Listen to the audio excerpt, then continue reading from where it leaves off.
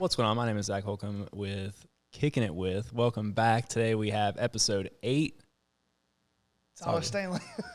Tyler Stanley. So we have Tyler Stanley joining us today on episode 8. So we were actually just starting. I was telling the story off camera. He was laughing about the shorts that we did in the last episode, and one of the funny ones was the story about me getting bit in the wee by a goose. And it's like a true story. Like, I was 4 years old. If you didn't watch it, go back and check it out. But there's a little short about it. We'll throw it in like the links underneath in the description of this video. But anywho, it was a short little story about me being like 4 years old. I used to go feed the ducks all the time at this ice cream place with my aunt. And then I was there one day, not a lot of ducks, but there were geese. So I was feeding the baby geese. And then I ran from a goose because this was like the mom came out and was not having me hanging out around the little baby geese. And so I ran up the banks of the pond, thought I was good. Like, I was like, oh, there's no way this goose is still chasing me. And as I turned around, it was one step behind me. And as soon as I turned around, it just lurched at me and got me.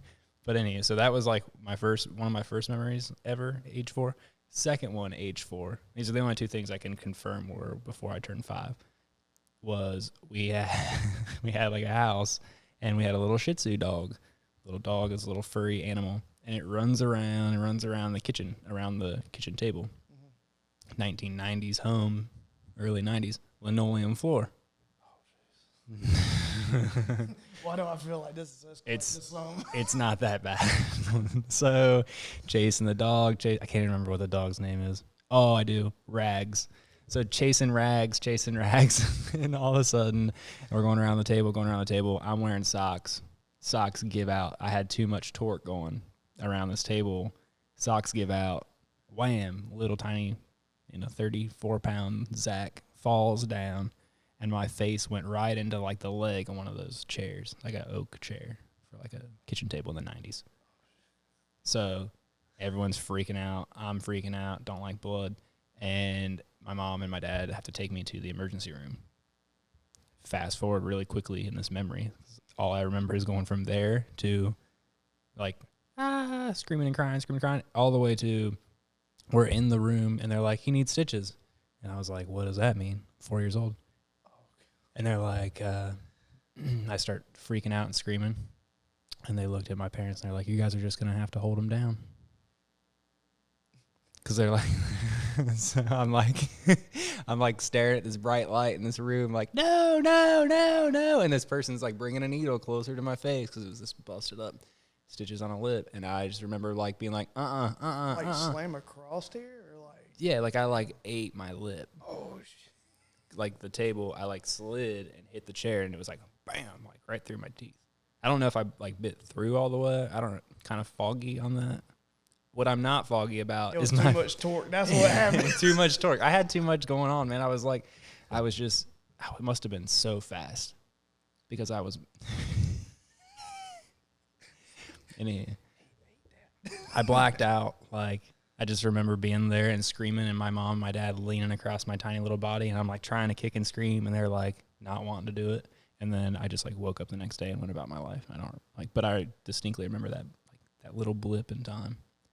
So now I can't go to the hospital for anything. My mom had a back surgery, and I was doing the nice thing, and I went to go see her, and not even a nurse, but like a lady just dressed in scrubs came in just to take the trash out, and I got like all hot. I was like, flashback. And my mom, I have like PTSD, like white coat syndrome. My mom like got up off her bed. She had like literal back or neck surgery. She got up so that I could sit there and then pass out into her bed because I couldn't stand up. I'm an idiot. How are you about hospitals now? I'm terrible about them. What's funny was coming out of high school, I almost went to school to like be like a doctor, and that would have been horrible because I can't do it. Could you imagine like if I would have actually done like 5 to 7 years of college to like, and then they're like, all right, cool, let's start clinicals, and you go in and you're like, like. You would have the reputation from all get out. That would be the thing. I did it a few years ago too. Like I don't get shots. I don't mess with any of that stuff. Is it a sight of blood or is it just? It's just I don't like not being in control of the situation. And if there's a doctor there, they're in charge. I don't like that much. I don't know why I can't do it. I can't get a shot. So I went a couple years. I'm telling you, well, I'm a nightmare. So a couple of years ago, I'm like a vacation day hoarder when I worked for my previous employer before this. And one of the things that I would never use vacation days, I'd always try to like get to the end of the year and then get paid out for a couple, on top and be like, yeah, got the man right there at the end of the year. Yeah, pay me, because it was use them or they'd pay you out at the end of the year. Yeah. And then they'd start fresh on January 1. So anyway, January 1 is like a Sunday. January 2, we were closed for the January 1 holiday. And then Tuesday, January 3rd was the first day back to work that year. I was sick like the whole freaking Christmas break. Like, actually sick. My employers are my in-laws, so they know that I was sick. Like, well, they have this policy because all the other degenerates that work there would freaking call off all the time that if you wanted to use sick day, you had to have a doctor's note. And I called in, I was like, hey, guys, I'm sick. Like, you guys know I've been sick for, like, a literal, 10 days. And they were like, bring in that doctor's note, or we can just use a vacation day. And I was like, I'm not burning a vacation day. Not doing that. Not on day one. Hell no. So I was like, that's fine. I'll go to the Minute Clinic. I'm dropping $25. I'm keeping that vacation day. Why not? A little copay. Well, I go in, and I'm already pissed off that I have to do this. So I feel like crap anyway. Go in. It's in like a grocery store, like in a food line. It's like a little Minute Clinic. That's how they do it up there. So you can like go in there, do your little thing, get your little doctor's note, and leave. So I'm in there, and the doctor's like, he's like, did you get your flu shot this year? You're not feeling good, huh? I said, no, not feeling good. He's like, did you get your flu shot? I said, no, I don't really do flu shots, man. I'm not really big on the whole medical scene. We're the same way in our family. We don't do flu shots. So you skip the flu shot. No. Yeah, like every person I've ever known that gets the flu shot, they're the most sick person you'll ever see. They get the flu all the time. Yeah, and they're like calling off work for the third day, and they're like, just imagine if I didn't have the shot. I'm like, I don't, and I'm doing great. So, anywho, we'll get plenty of hatred for that. Again, that's not the COVID, so we can't get shadow banned. We're just talking about normal flu. Yeah. The one that went away for a few years that's made a roaring comeback now. I digress. Getting the flu.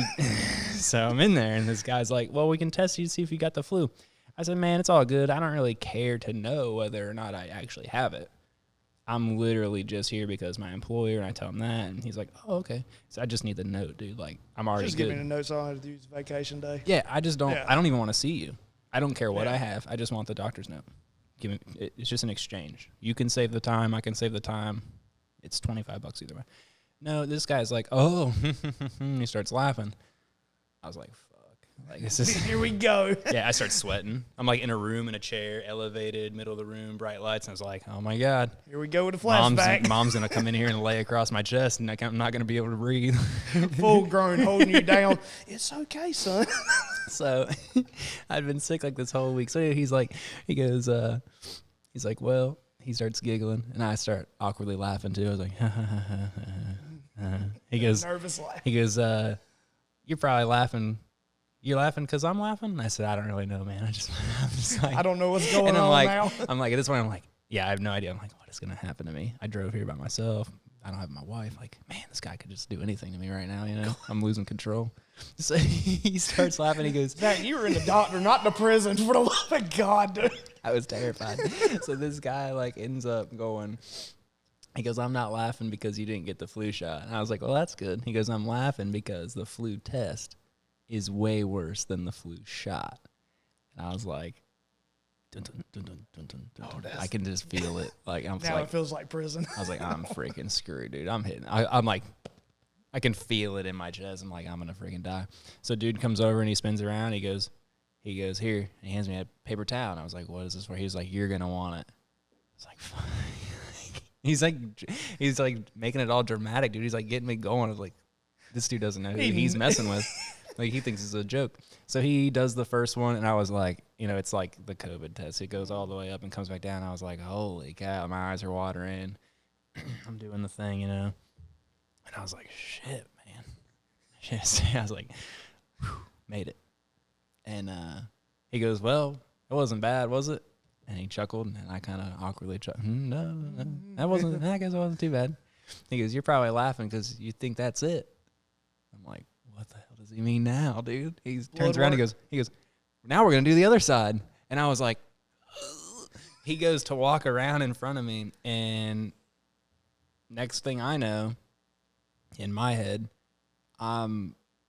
like my eyes are closed, I'm asleep, and like for a couple of days I was like sleeping. We were in this apartment because our house was being built, and I would be asleep and the kids would make a bunch of noise, and I'd be like, quiet, I'm trying to sleep. Like, guys, seriously, I'm trying to nap. Like, I'm not feeling well. So anywho, in my head, I just have this thing done, and then all of a sudden in my head I'm asleep because I've blacked out at this point, and I hear like this loud yelling noise as I'm coming back to, and all I can think of is like, and I just started yelling, be quiet, I'm trying to sleep, be quiet, shut the hell up. And I'm like, start yelling all this shit. And as I'm doing that, I like, my eyes open up, and there's this tiny little doctor underneath me, and I'm in the chair, I've fallen forward out of the chair, and this dude caught me somehow. Like, as he was walking around in front, I blacked out and went down, and he caught me, and he's yelling to the nurse outside. He's like, help, help, like, come in here, help me, because he's got dead weight Zach just laying on him. And so as this guy's like, he's just saved me from probably hitting my face on the ground, he starts yelling for help, and I come back to, and I'm like literally yelling in his face, shut the hell up, I'm trying to sleep. And this dude's like, and so we get all cooled down and step back up, and he's like, what is going on? I said, dude, I told you, I just needed the note, man. I don't do this stuff. Like, I told you. The squad comes in, they're like checking all my stuff, they're like trying to take me. I was like, no, like, listen, I know how copays work, I'm not trying to pay that one again. I just wanted I just needed the doctor's note. Just need a piece so of paper. I don't burn a stupid ass vacation day on the first day of the year. It's the stupidest story, but like, I just can't do it. I just die. Isn't that terrible though? They made my wife actually, I think Grant ended up having to come get me because my wife was like super sick. Some stupid ass thing, but like, yeah, can't do it. I'm like sweating right now just thinking about it. I think I'm going to pass out. Please don't pass out. Anywho, well, I'm glad you came on today to hear those terrifying stories of my childhood and adulthood where I just can't do it. But yeah, I was legitimately there for a second going to be like, I wanted to work in a hospital, and thank God I gave up or quit that because I'd have like had a bunch of student debt and been like, nope.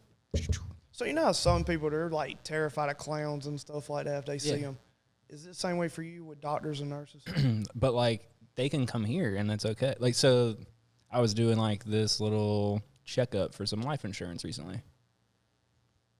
I'm like running, like Heath is trying to get me nailed down for like the physical, and I'm just like, I'm not really trying to do that because I know they're gonna take blood. Yeah. Needle. Yikes.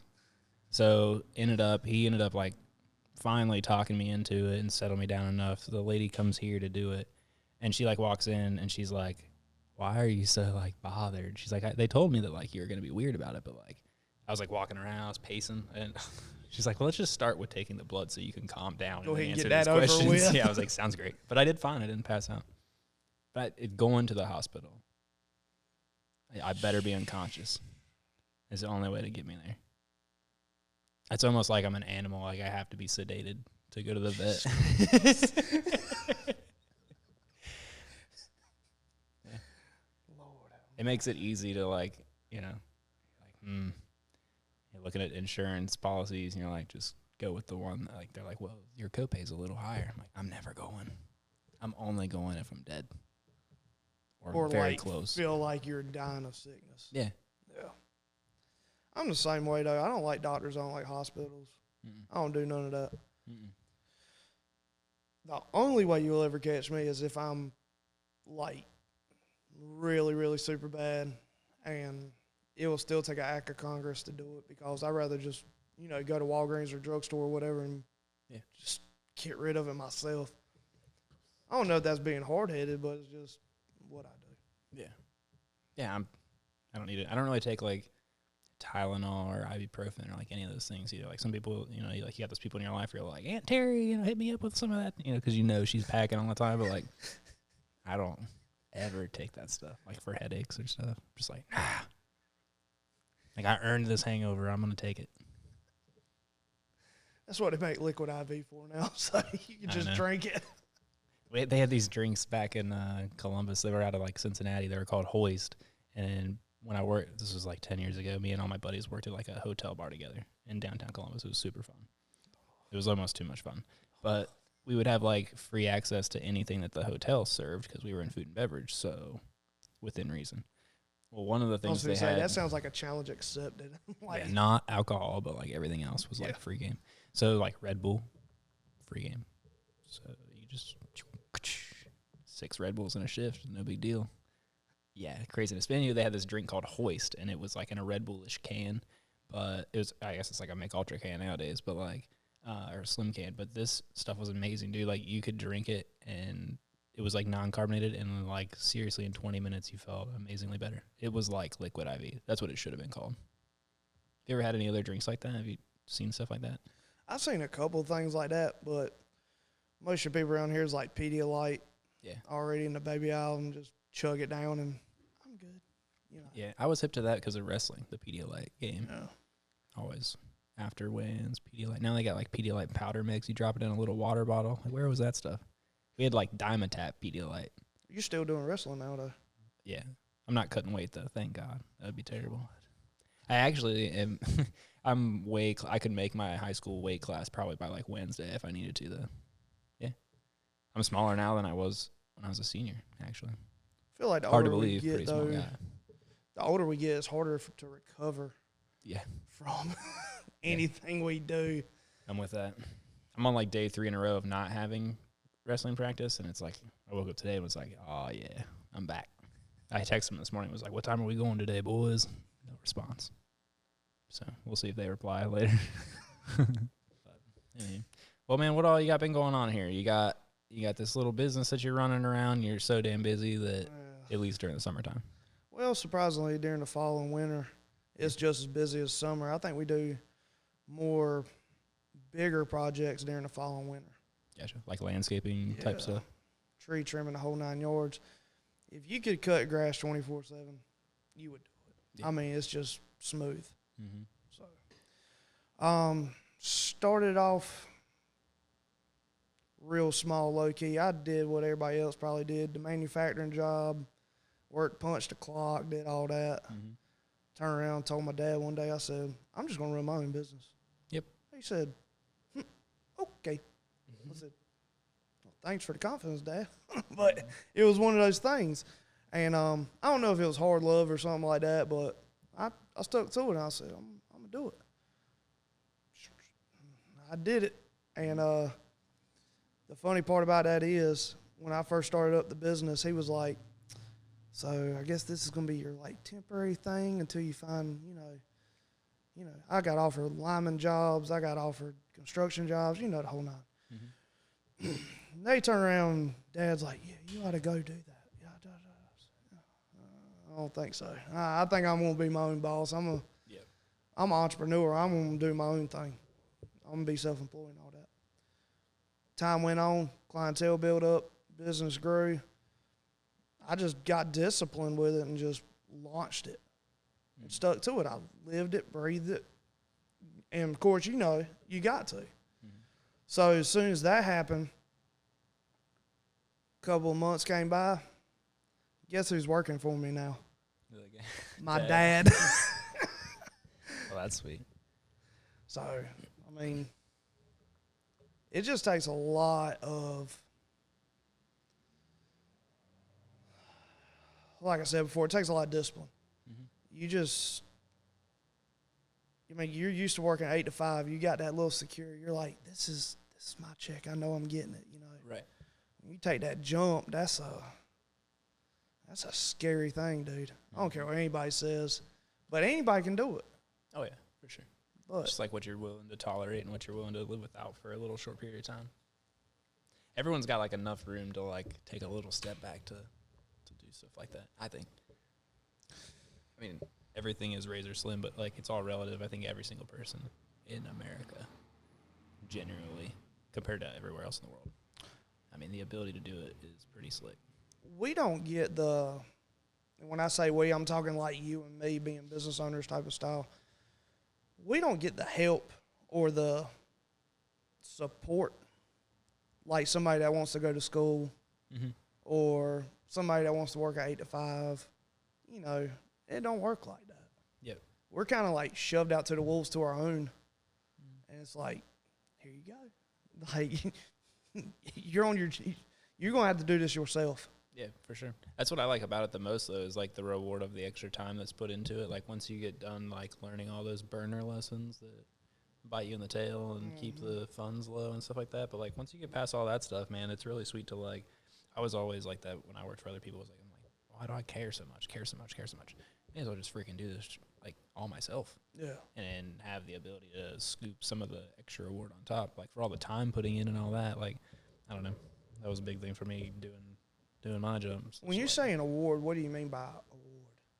Like, I mean, like, if you are willing to work like over 50 hours a week consistently, and then you do it for like several years for someone else, it's probably a decent sign that unless you're addicted to your lifestyle, that you could probably make it doing whatever you wanted for yourself. Yeah. Because it's a lot of time. Because everybody looks at award, they're like, money. That's like it's freedom. The one thing they look at. They're like, I want to run my own business. I want to make my own schedule. I want to, do this, that, and I'm like, okay, do it. Don't sit there and talk about it. Yeah, I'd say like the biggest thing, like the now doing it stuff, was I thought I knew enough about everything already to be ready to rock. Good God, there's so much extra stuff. So much. I think the falls is what help us though. Like kind of, like if I got a big landscape job and I do it and it don't turn out the way it's supposed to be. Well, next time I go, now I'm gonna take the kick for it. I'm gonna get beat for it. But the next time I do it, and it's similar to it or something like that, I know, don't do that again. And I think it's helped out a lot with the business and everything. One of the biggest things I focus on is quality. A lot of people, they want the numbers. They want the quick cash. They want all that. I like consistency. I like good quality. I like making sure everybody's happy with what they got and continuing business. So, yeah, that's the keys to longevity, really. I mean, if that's a big thing, too, is like, especially in your game, because your game is definitely, it's kind of savagery out there because there's a lot of people that just roll up and try and squeal your stuff out of you. But, like, yeah, the difference of paying a little more to have the quality done all the time is a big deal. That's what we do in our game. We've sent people right up the road. Adios, see you later. Well, your prices are too much. Yeah, well. If you don't want a good quality, I mean, it does. And then you find out like a couple times later after talking to them that like, well, after we factored in the scrap rate at their price, we were paying about the same per good part as we were from you, but now we're paying someone to sit there and quality check them and throw 20% of them in the trash. Yeah. Like, what's the point? That's in plastic parts land, but I mean, it really don't matter what you do. As long as your business, if you're putting out a product or doing a service, quality is everything. Plain and simple. Argue to that till the day I die. Yeah, it's you can either if you're not doing it better or for cheaper, or both, then why exist? One of the things you said in the game I'm in is very savage. Yes, it is. You got to be cutthroat in this game. I've had it before where I turn around, will pull up to a client's house, do their yard, leave. Somebody will pull right behind me, scoping it out. I mean, they're like you said, they're savages. They're going to try to find a loophole in. Yep. Well, how much does he charge you? Oh, well, he charges me $50. I'll do it for $35. Yep. All day long. And I'm like, okay. Yeah, for like 3 weeks, and then it goes up to 45. And then it cranks up, and they don't show up, and they don't get there on time, and they don't do it like I do your yard. You know exactly when I'm going to be there, about the time I'm going to be there, and all. So it's consistency. You already know when you get home it's going to be done. Right. So it's one of them games. Well, I mean, that's our arrangement. Do a good job, but not too good, and just make sure that Tim across the street doesn't give me any shit for my yard looking bad. As long as Tim approves of what you're doing, that's fine. I'm happy. If Tim's happy, I'm happy. He walked over there. He said, hey. I said, what? He said, come here. I said, what's up, Tim? He said, you got that yard looking good. I said, well, I kind of hope so. We're doing it for you, Tim. Because I feel like it's a competition almost between y'all two now. Yeah. I like that. Yeah. Get him. You hear that, Tim? Look out. We're going to clip that one up. Tag him for That'll sure. be all right. Oh, yeah. Coming for you on Sutton there, boy. Uh-huh. He's got me on the backyard, though. Got the pool. Well, That's right. I'm just a renter, man. yeah. Just a renter. I know you came to me. He's like, we were like getting to the fall, and I was like, yeah, you probably like back off a little bit, man. I'll be all right with that. And he's like, it's cool, man. We'll start doing landscaping. I said, shh. No. Cut that off real quick. I'm renting the property. If you'd like to go talk to the owner about potentially doing some landscaping, I can give you his information, but I'm good. As long as Tim's not mad about the grass being too tall, I'm chilling. Lord have mercy. Yep. They're hilarious. I love him. He's so funny. He's good people, though. Oh, absolutely. That's why I would try to keep him happy. I love him. I love catching him out riding the bike and stuff. Oh, God. I love him. I don't even know like how to equate someone like to him and his like what I think of him as a character of town, like in a movie or something. I can't even like. There's someone out there like. Just love it. That's a guy that's, but like to speak on the like, why would you own your own business? To live your life like Tim. That guy literally wakes up every day and does whatever he wants, pretty much all day within reason, and it's just because that's what he wants to do every day, and he's set himself up to be able to do that. I mean. Yeah, we sat over here before talking, and we were talking about vacation and all that stuff. And, you know, people, they got to request it and ask somebody. And they normally go during the summertime, go to the beach and, you know, the whole 9 yards. When you own your own business, it's like last night me and the wife were looking at Fort Worth, Texas, wanting to go down there just because. Yep. I don't have to ask permission. Well, it makes it easier, too. Like, you just grab like a little Tuesday, Wednesday. I mean, just leave here on a Wednesday, stay till about Sunday, and come back. And if I want to take Monday off, I'll take Monday off or reschedule something. And that's the good thing about it. Yeah, for sure. But yeah, you know, like you said, to the sacrifice of you got to make sure the checks come in, because there's no one writing you a check on vacation week just because you're chilling. Yeah, that's the only kicker. Well, that's why we call what we call a nest egg, is you take that little bit that you got, and you kind of set it to the side for situations like that. Yeah. You're going to do it if you do an 8 to 5 job. You're going to take that little bit of biweekly check you get, put it to the side, give it to your wife. Hold this, honey. We're going to go on vacation next year. Like, no, you better carry a big nest egg if you're self-employed. Yeah, for sure.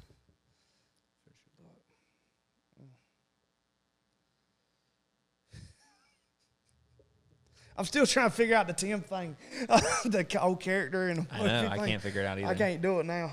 You done got my mind wondering about that one. He kind of reminds me of like, not quite, but maybe in his younger years. You know, I've only been here for 3 years, but maybe he kind of reminds me of like an older version of like, remember the movie You, Me, and Dupree?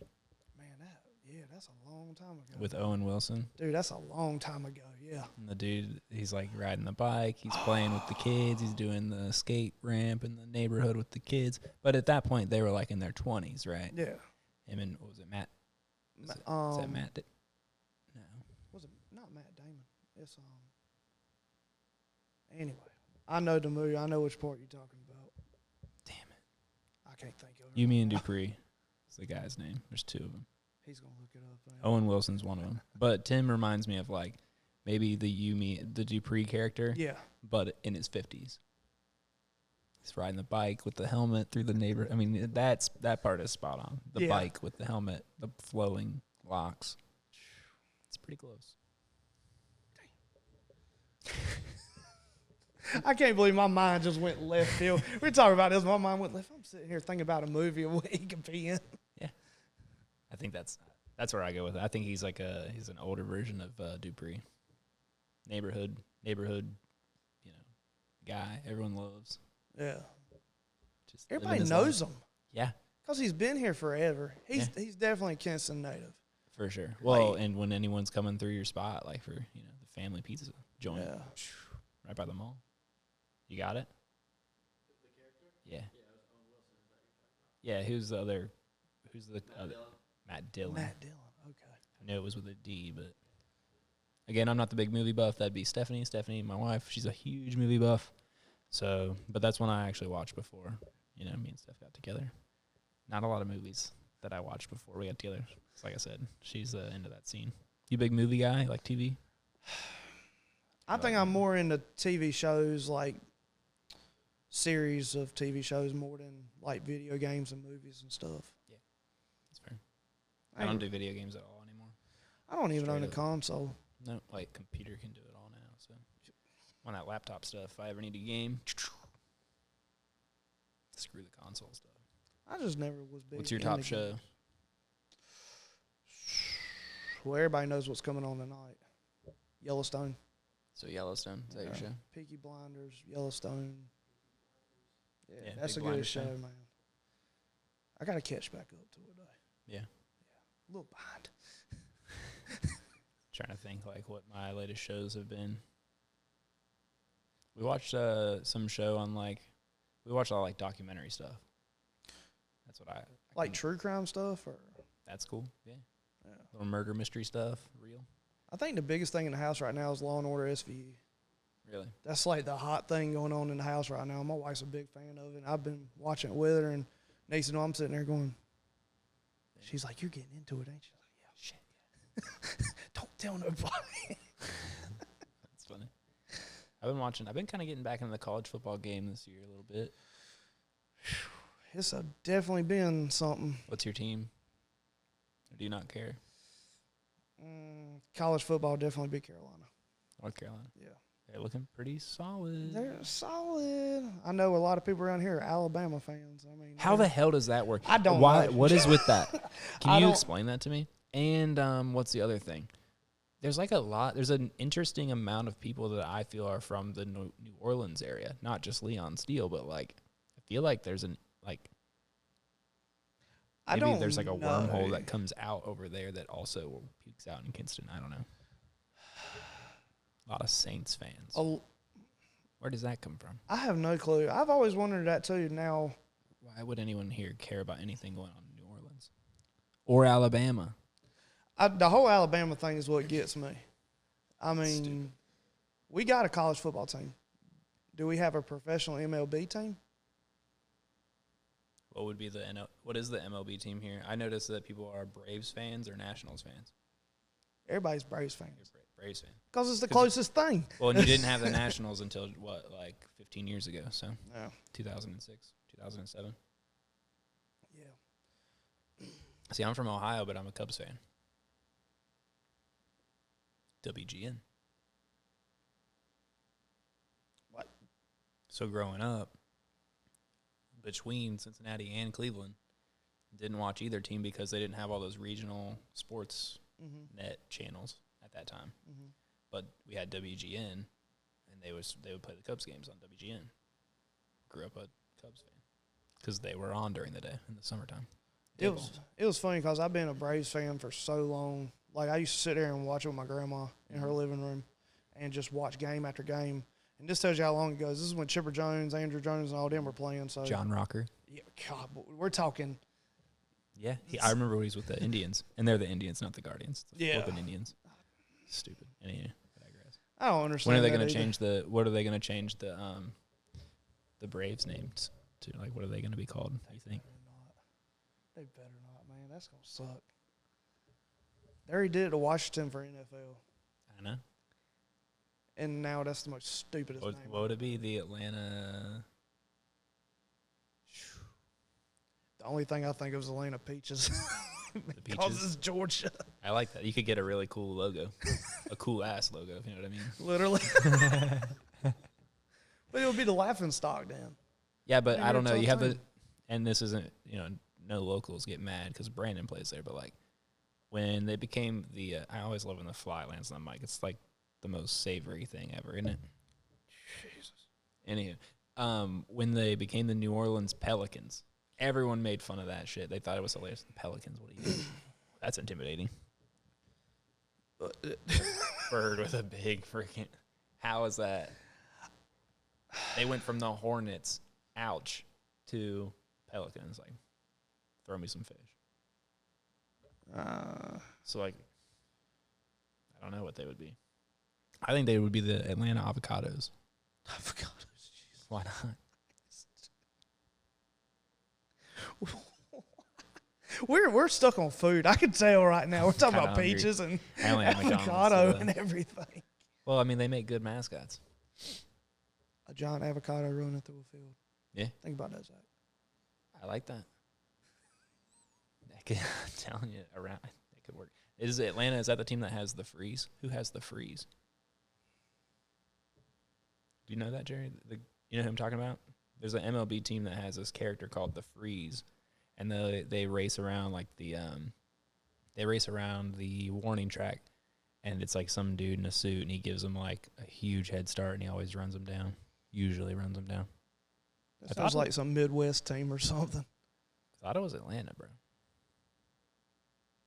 If it is, I've been missing something. Yeah, some fan. I know, right? That's what they would be called, the Atlanta Freeze. It'd just be like frost warning, though. It's an 8-year Atlanta Braves member, Nigel Totten. There you go. The Freeze is an Atlanta Braves character. See? Never know what you might learn here on Kicking It With. Good God. That brings us to our first sponsorship of the episode. Why not? We're sponsored today by Additive America. If you ever need your 3D printing or plastic needs, you know that you need those parts you're used to getting from China, and you know they're just not coming in anymore, or they're getting expensive, or you just don't need 1,500 of them. You just need 200. That's where we come in. We fill those little production issues for you. We help you get that plastic back into production so that you can have all that fancy fun stuff. So if you're into all that stuff, if you're an engineer, or maybe it's not you, but you know someone that is an engineer, has that word in their title somewhere, or they work at any place that has like airplanes or drones or injection molding, hit them up and be like, you should check out this place called Additive America. And that's it. It's first sponsor of the episode right there, Additive America. Like Need to that? get some bigger sponsors. They're huge. What are you talking about? I know. I said that for a reason. I know I do. I need to get some ones that we will. Oh, We it's will. going to happen. We will. One of my favorite podcasts to ever like catch up on is Going Deep with Chad and JT. Have you ever heard of them? One of my buddies was telling me about that one, and I hadn't had a chance to. It's Let's hilarious. So they're like these two dudes from southern LA or like Southern California or whatever, and they just go around. They've done this podcast. They basically act like stoner sunshine children, you know. They're like, "What's up, dude?" They go to like city councils and like, "What up, council?" And they have like 3 minutes to talk. Like, "What up, council? My name's Chad Kroger, and today I would like to talk to you all about putting a statue of Paul Walker on the boardwalk." And then they have like a whole proposal about it. And then he's like, "All right, that's your 3 minutes." He's like, "Thank you." And then like the next dude comes up, he's like, "What up, council? My name's JT. I'm here to second Chad's proposal of a statue for Paul Walker on the end of the boardwalk. It'd be super rad, and I think the locals would really appreciate it." They just do stupid shit like that. Anywho, they started a podcast, and they created all these stupid companies and that weren't real. And so they did their sponsorships at like the episode 3. Brings us to our first sponsor of the pod, Helix Beer Bongs. When if you're looking for a new bong, or you're hanging out with your dudes and you're just trying to crush beers, try Helix out. It's got proprietary spinner blade at the top to get that tornadic. And so How many people looked that up just to at least one, because I swear to God, I looked it up. I was like, I don't even know what a beer bong. I was like, I don't need a beer bong, but I'm gonna buy one of these Helix ones just for to show fun. Grant and be like, isn't this hilarious? Look, I got one. Didn't exist until like 2 years ago. Some company finally hit him up and was like, someone created a company called Helix Beer Bongs, and then literally paid them to like actually be a sponsor. Like, That's when you want to. hilarious. I request a sponsorship. Yeah, so Helix, we're available. But yeah, dude, they've gone crazy huge. Like, they've got a show on Netflix now, and they pretty much, they kind of do like that weird, like surfer The surfer LA question people. stuff. Yeah, but they're Yeah. hilarious. They're like selling out. They sold out a place in like New York the other day, like doing a stand-up show. But there for a while, you're like, are they doing it to be funny, or is it actually their character? Is it really them? Are they in character, or are they just characters? And it was like they're in character, but damn, I mean, when you're like, man, I don't know, you're good. Dude made his name Chad Kroger. Yeah. And then he's like, he like He's has probably himself. That's the worst part. He's probably himself. He has a bunch of good jokes about like, being named Chad Kroger, but not being Chad from Nickelback. Did you catch that? Yeah. He makes his fake name the lead singer's name from Nickelback. I mean, how funny. So yeah, we're out here working these jobs thinking we've like figured life out. This guy has made a career out of being named Chad Kroger. We're big time entrepreneurs, make good money and everything, like and then next thing you got this guy, and he's like making more than both of us he's combined. like, I'm gonna come up with a fake name. Yeah. Run a podcast, run in the daggone council and stuff. Come up with these fake businesses. I tried to get Travis to go to our council. He was like, He's like, yeah, that'd be good. He was like, I could go in there and be like, howdy, council. Man, you do proposals for speaking like of Travis, me and him played golf together. Oh God. Oh, Walk me through a round with Travis. Yeah, hold on. I'm ready. Okay. Well, that's one. So Travis hit me up. He said, "Hey man," he said, "You play golf?" I said, "Yeah, I just started a couple months ago. Something to get into." And besides jiu-jitsu, that was something I can just kind of release too. And I said, what's up? He's like, let's go play. I said, all right, let's go. Man, Lord have mercy. You think he's a hoot and a holler when he's around here? I'm sure. He's one of them people, though, that's like truly real no matter what. Like, It don't matter if he's in front of you and me or the Pope or the president or whatever. He's just him all the way. Yep. And imagine that on a golf course with all these old guys up here who pop polos and are like ta-ta-ta-ta type of person, and you got me and him out there hackling each other. I'll tell you this, when we were sitting there and we were playing a terrible game. Game was shit, dude. I mean, I don't know what was wrong with us. We were just hitting bad. I said, I'm gonna start talking cash, right here, right now, see if it changes. He said, man. I was like, well, come on, I'm doing it. Yeah. So he's sitting there. He's fixing to drive. I said, and, he's got his, like, white polo on with cactuses all over it with his Western belt buckle and everything and khakis and penny loafers. He plays in penny loafers. So. Of course. Better than flip-flops. And so he looks like, how can you put it? It's like a cowboy and a Wall Street had a baby. That's how it was. Travis, I love you. I mean it, buddy. But we were sitting there, and I started hackling him because we were watching this thing on, it was a viral videos going around these guys who go to these PGAs, and they'll just start talking cash to these people that are, like, professional golfers and like throwing their whole game off and everything. Yeah. It increased Travis Harper's game. He got better. Me talking. And I was sitting there. I said, "Yep, looking like that mullet's got his own Social Security number." And he's just like, "Oh, what?" And he just whacked the piss out of it. Or we just talk like the whole Wall Street and a cowboy had a baby, and this is what you get if Tyler Childress was really really playing golf. I mean, it was just jokes after jokes, and he's good people. We have a good time playing out there and stuff like that, especially with all the other people just going, yeah, what the hell? I mean, they're just like, this. And he was picking on me. He said, this guy looking like he just got out of prison wearing a polo playing golf. Threw my whole game off. I'm like, dude. But we have a good time out there, and one of the biggest things, he's originally from Greene County. And that's where I moved in 2012. I'm really a Kinston native. I was born and raised around here and everything else. And I'm temporarily in Snow Hill. I'm coming back. I'm in the process of coming back by next year. Got that in the works right now. And getting in the city limits so you can vote? No, surprisingly, I'll be in the county, man. I'm sorry. I can't do the city, man. You can't put a cowboy in the city. Yes, you can. No, you we can't. We have one. Look, I would be like one. him and Jackie Rogers riding a horse down Queen Street. That's fine. No.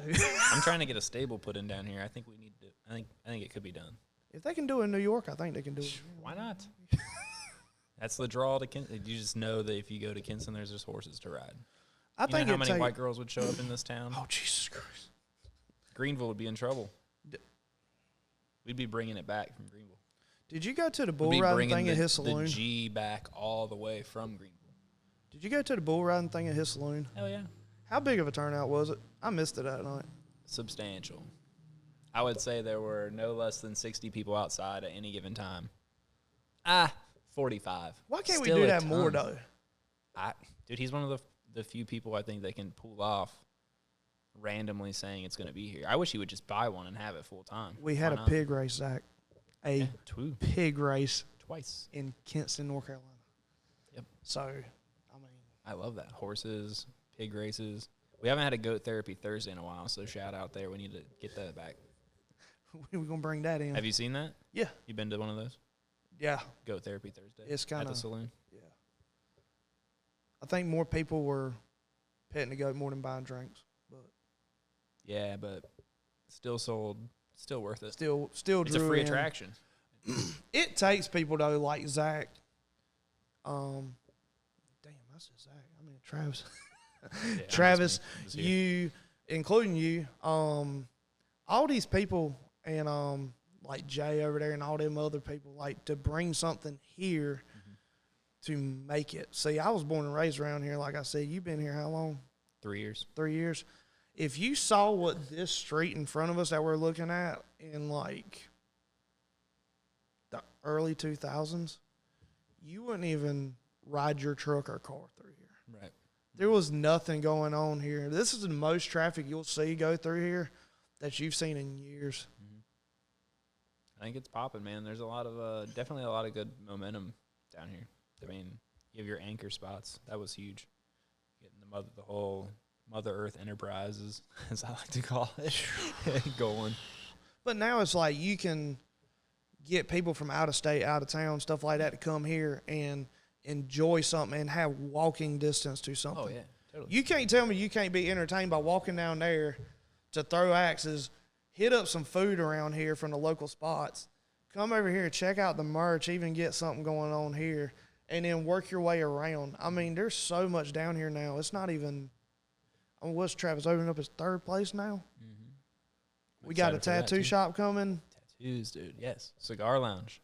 So, yeah. And you had Brandon Corey up here. Yeah. He's the one who did most of my work on me. Mm-hmm. And he I watched that podcast. That was a very interesting podcast. Yeah. Did you see, did you catch the story in there about the tongue piercing? Yes. I knew about that story, and That was terrifying. So when he was telling that, I was like, flashbacks. yeah, I tried to zone out a little bit because I was freaking out there for a sec. It's a little squeamish.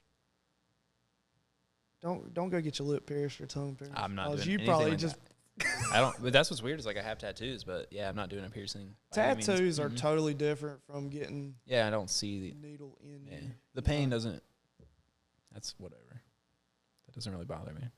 But it's stuff like that though that's making Kinston really turn into a big ordeal. Yeah. And did you know that we had a choice back in the day to have either ECU here or Caswell, and they chose Caswell over ECU? I think they actually chose nothing and kicked the can long enough that the decision was made for them, I think is what I was told. They were like, not sure. And then it was like, well, now you only have one option, and it's Caswell. Yeah. And they were like, we choose Caswell. And now look at Greenville. They're just growing. But guess what? We're growing because this, if every now and then I'm starting to look even more now, and just noticing all the people come from the outside coming in. Yep. And then the ones that are like neighbors here or are from here are really starting to put in work to make something happen. I tried an Alien Fizz place. Finally. Yeah, what'd you get down there? I got one of the cream soda bottles, like the cream soda one. And, of course, my 3-year-old, she loves candy and lollipops. Just get one of everything. If she put could, it she in would the have. He would have been so excited Yeah. if I would have carried her in there because it would have been on. But I knew what she wanted, so I went and got it. Oh, come on. No, I can't, man. I can't, dude. Come on. I support local fully, but he would have sucked my bank account dry. We went 2 weeks ago and hit him up pretty hard. I'm still working through. I got like the tube of Smarties. I'm not even halfway through. I bought it hard. You should check it out. And not to mention, it's a bank when you're done, so you put it in your kids' room. That's how I justified it. That's one way to say it. Hey, I mean, 93 packs of Smarties, dude, for $19, and then you get the bank. Yeah, I was talking to him and I said, so what made you want to come here? I was always wanting to know that because growing up here, you know, you didn't have all this. And now all of a sudden in the past, I want to say 5 years maybe going on 7 or something like that, it's really took a turn. And it's starting to get like really good and like really quick. Like, what's going on? What's the formula? What's making it? Because it's like a rocket ship now, boy. Everybody's popping and building up left and right here now.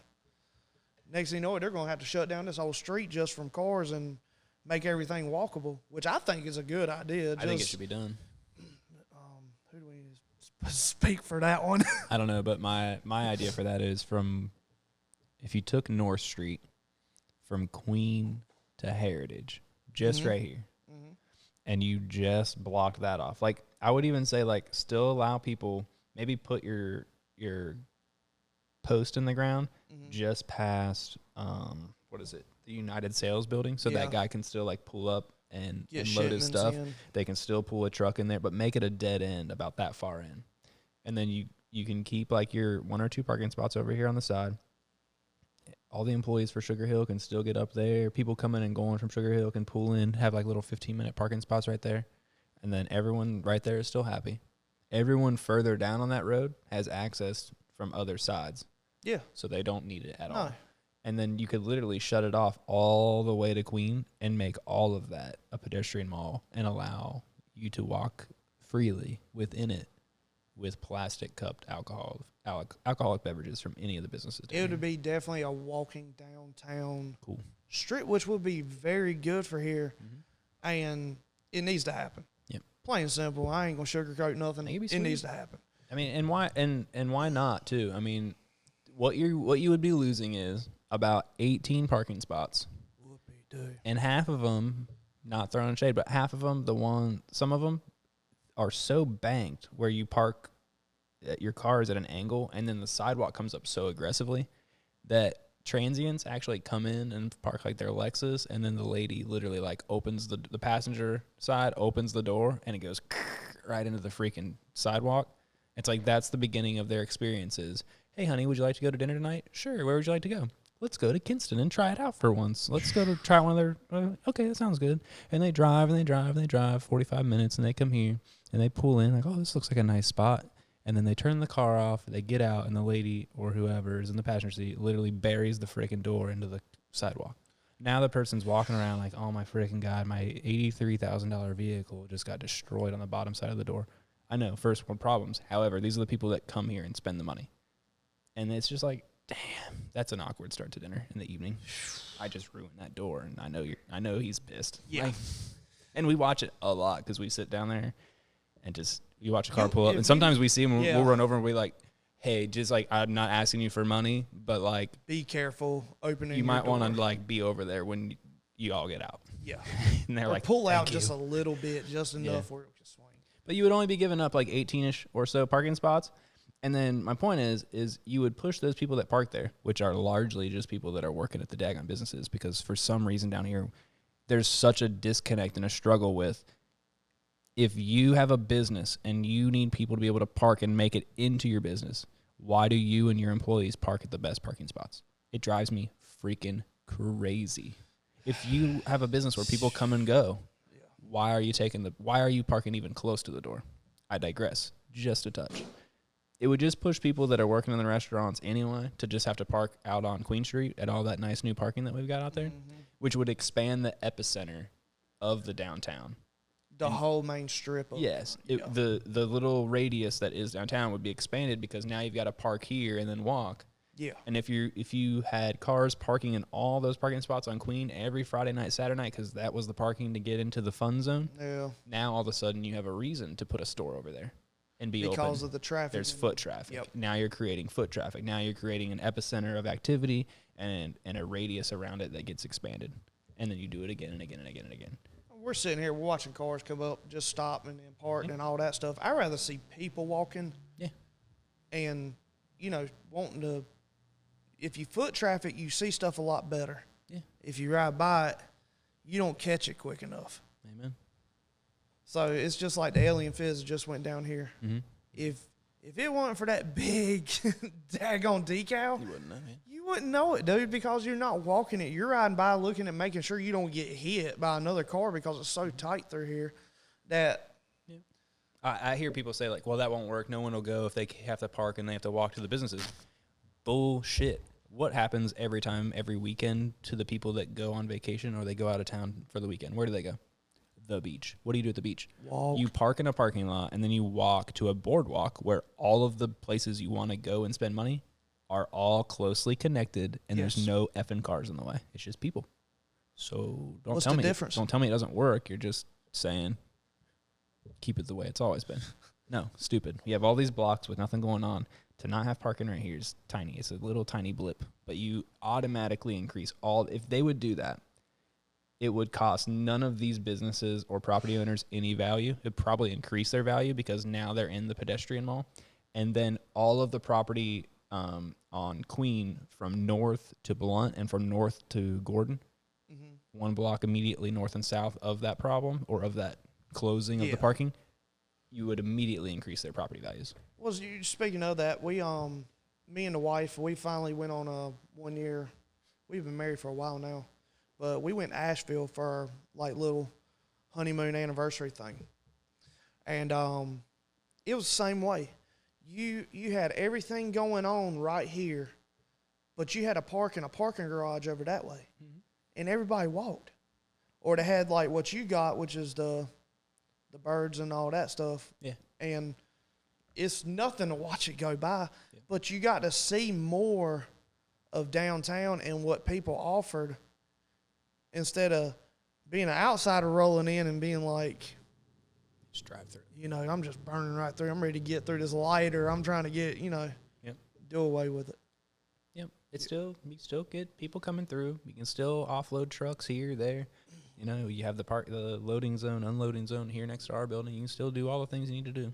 It's like you said, people always say, well, we don't want to do that because you got, but these are the same people though during the barbecue festival when they do shut this strip down that will park slam to the other side of the library and walk slam to the other side, and you don't see them whining or complaining. It works.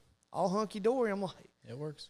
You've got all that public parking over there by the community health center. yeah, You've got the lot that's across the street from Jay's place that's owned by Downtown Kinston Revitalization that's open for public parking. You've got the Citizens lot over here, Gordon big one and right Heritage. over there. Yep. That's public parking. You've got the other one that's huge. It's just south of Gordon along Heritage. I mean, geez, that's a monster. That's like a mall-sized parking lot over there. The Hyman Stadium parking lot and High Tower, all that, Tidewater, whatever. High Tide, Tidewater. High Tower. Tidewater. Something like that. Tidewater. So, I mean, that's a huge parking lot. They've even got like an ATM. I mean, there's plenty of parking. It would work. Well, you imagine having that done. Let's say it got done. Okay. Next, you know what? Barbecue festival comes. Everybody knows Kinston's known for the barbecue festival. So when you have all this blocked and you have people parking down Main Queen Street, it's like you said before, that's going to be the prime spot to have a business, because if I park there, I get out of my truck or car and I look, I'm like, man, that looks pretty interesting. Let's go through this. But when we come back, I want to swing in there and look, Yeah. Well, how many most of the people that generally come downtown to the thing are, like if you've got people that come down, you've got the people that are down here all the time, no matter what. But then in general, you've got people that are like well off enough to go like, let's go have a nice evening. Yeah. Let them park in front of an empty space and with lights on the inside and a couple of times, and let their wheels get turned of what they could put in that spot as they walk by it again and again and again and again and again. Yeah. It's very easy. This is very simple stuff. My point is, it's something that the city could choose to do with a vote that would make. And again, I'm not like throwing shade at anyone because it hasn't happened yet. This is just talking about ideas. Yeah, So this is before something- anyone jumps down my throat and is like, "Hey, that's your complaint." I'm not complaining about it. I'm just throwing out an idea. If that were to happen, it could probably be done with a vote of council members. So 3 council members could approve something like that pretty quickly, put it in the budget for the next fiscal year, have it done in 15 months or so, and it would be done. And the city could single-handedly increase the traffic epicenter of its downtown. And, I mean, it would continue to put things in motion. Because I'm just telling you, it's getting more expensive to borrow money. So people are going to be a little less likely to borrow money to put it into buildings. But if you can say, look at how many cars are parked out in front of that building space every Friday and Saturday night. If people see that traffic going through there and seeing how many people are walking up and down, I mean, people like Sugar Hill, Harpendale, all them, they're going to be in the green because they're right here. So they're just like, I'm good. I'm already in the pedestrian zone. But it's like you said, you got them people that come that drive from New Bern or drive from Wilmington, wherever, and come here and want to feel something different, wants to throw axes, turn around, eat good food, and go to a bar or something like that. They're going to see stuff like that, and like you said, them entrepreneurs are going to look at it and say, man, there's a lot of cars going through here. Man, there's a lot of people walking through here. Man, I wonder how much rent's here. Or what's the lease here? And they get the figure to and say, that's going to happen. Yep. Because, and that's the thing is, the more that you can get the outside of town eyes on things, hate to say it, but the more you can do that, the better off you are, because it's quite clear that the people that are, in general, located here and always been located here have had a lot of time and opportunity to make a move and haven't. So should have done it. You may as well start proposing to people from out of town to come bring their money here, because it is cheaper here than a lot of other surrounding towns. And if you get enough of the right ideas together all at one time, like you're starting to see, it works out. You park and you walk a lot if you go to New Bern. You park down Main Street. A lot of walking. You go there to walk. Yeah, basically you do. That's the point. Well, it's hard to find parking. Right. Because most people are parked like this right here. And people who are from the outside that want to go there and spend the money, that are not the ones that are just here to be here, or employers, like you said, that have the best parking spots and all this, that. Which is stupid. I think it's stupid. And I'm the type, I ain't going to sugarcoat it. I'm going to tell you straight up. If you own a business, you need to park somewhere else. Yep. Get away, give the access for money. Yeah. I'm not going to take up a parking spot that's going to take a potential buyer or a potential client, something like that can turn into something. It's very simple. So now if you eliminate that, like you said, and you have the foot traffic, then it's like almost equal. And I ain't saying everybody needs to be equal, but what I mean? It gives people more benefit of the doubt. Yep. Better words for it. Yep. So I'm with it. I think a lot of stuff's going pretty well, though. I mean, huge turnout last night in the park for the Christmas tree lighting. Leon Steele's been, through thick and thin. He just keeps pushing through with his ideas, and he keeps making more and more and more happen. And people bitch and moan and complain, and then he picks some of the good ideas from them, and he adds it to his thing. I noticed he got, I remember one time he got ridiculed, not him, but the bitches that will bitch were bitching that there was no garland strung across Queen Street like there used to be. Well, there is now. We got that checked. It's like, I like that he does. I like the way that he does coyly add those things to the display. We had a great time. It was a 98%, but someone bitched about the garland. We didn't have garland across Queen Street. What's the first thing that went up this year? The garland across Queen Street. Like, I love that about him.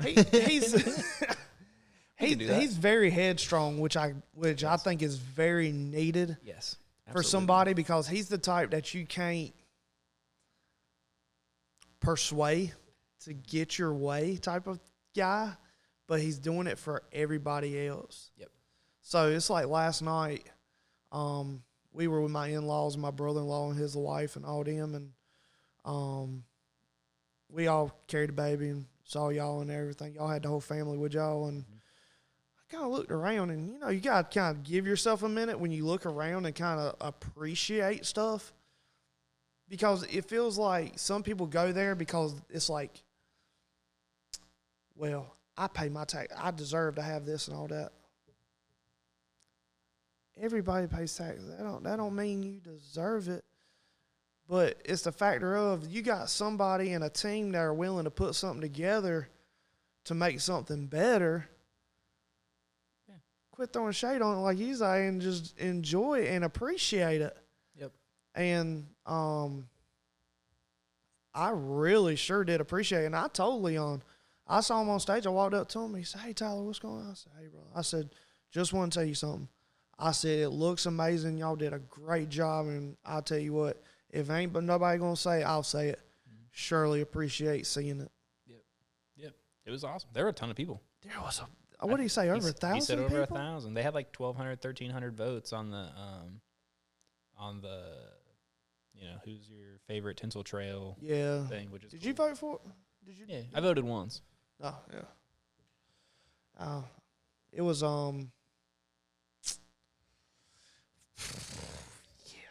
Just like on Tuesday. Tuesday. Yeah, that was fun. Damn, you done got me stumped now. No way to go. Oh, be careful. Don't say that you don't remember what you're going to say. Jerry's going to hit you with the whoops. Hit you with the loading symbol.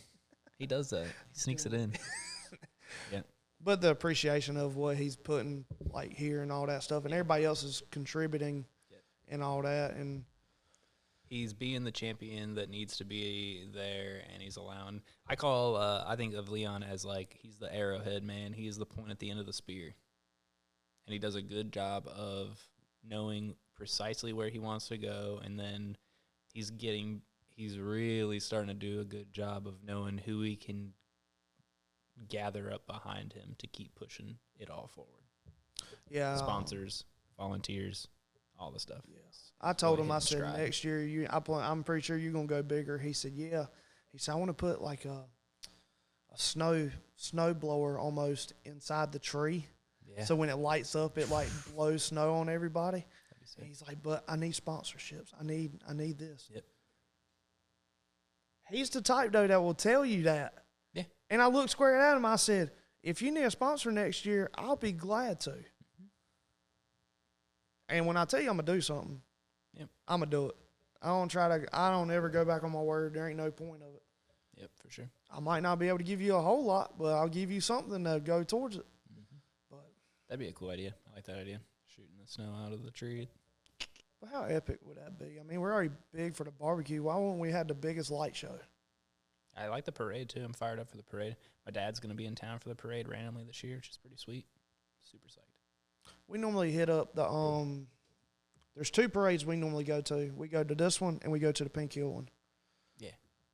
Because they're both just like really daggone good. Like they're just, especially you got kids, that's just like major. Mm-hmm. I'm excited for the holiday season. One of my favorite things about the holiday season being down here is it doesn't get that cold. Love me some Christmas with a light jacket. Or maybe just a hoodie. This weather.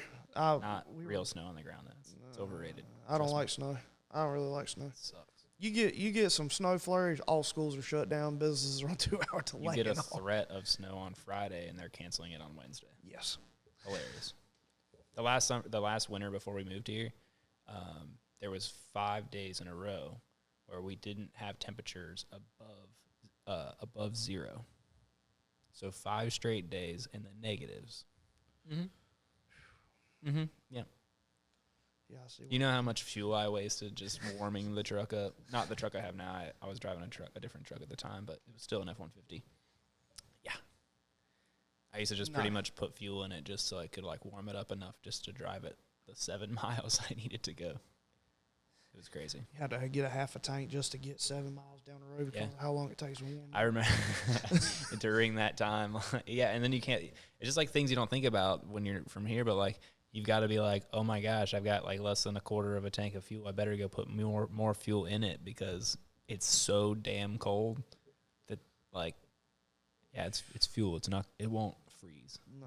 But it's pretty cold, and it's still liquid, and it's Yeah. getting thin in the tank. It's just one of those things, man. But yeah, Christmas with it. That's what we loved last night, dude. Like, could have worn shorts and a t-shirt last night.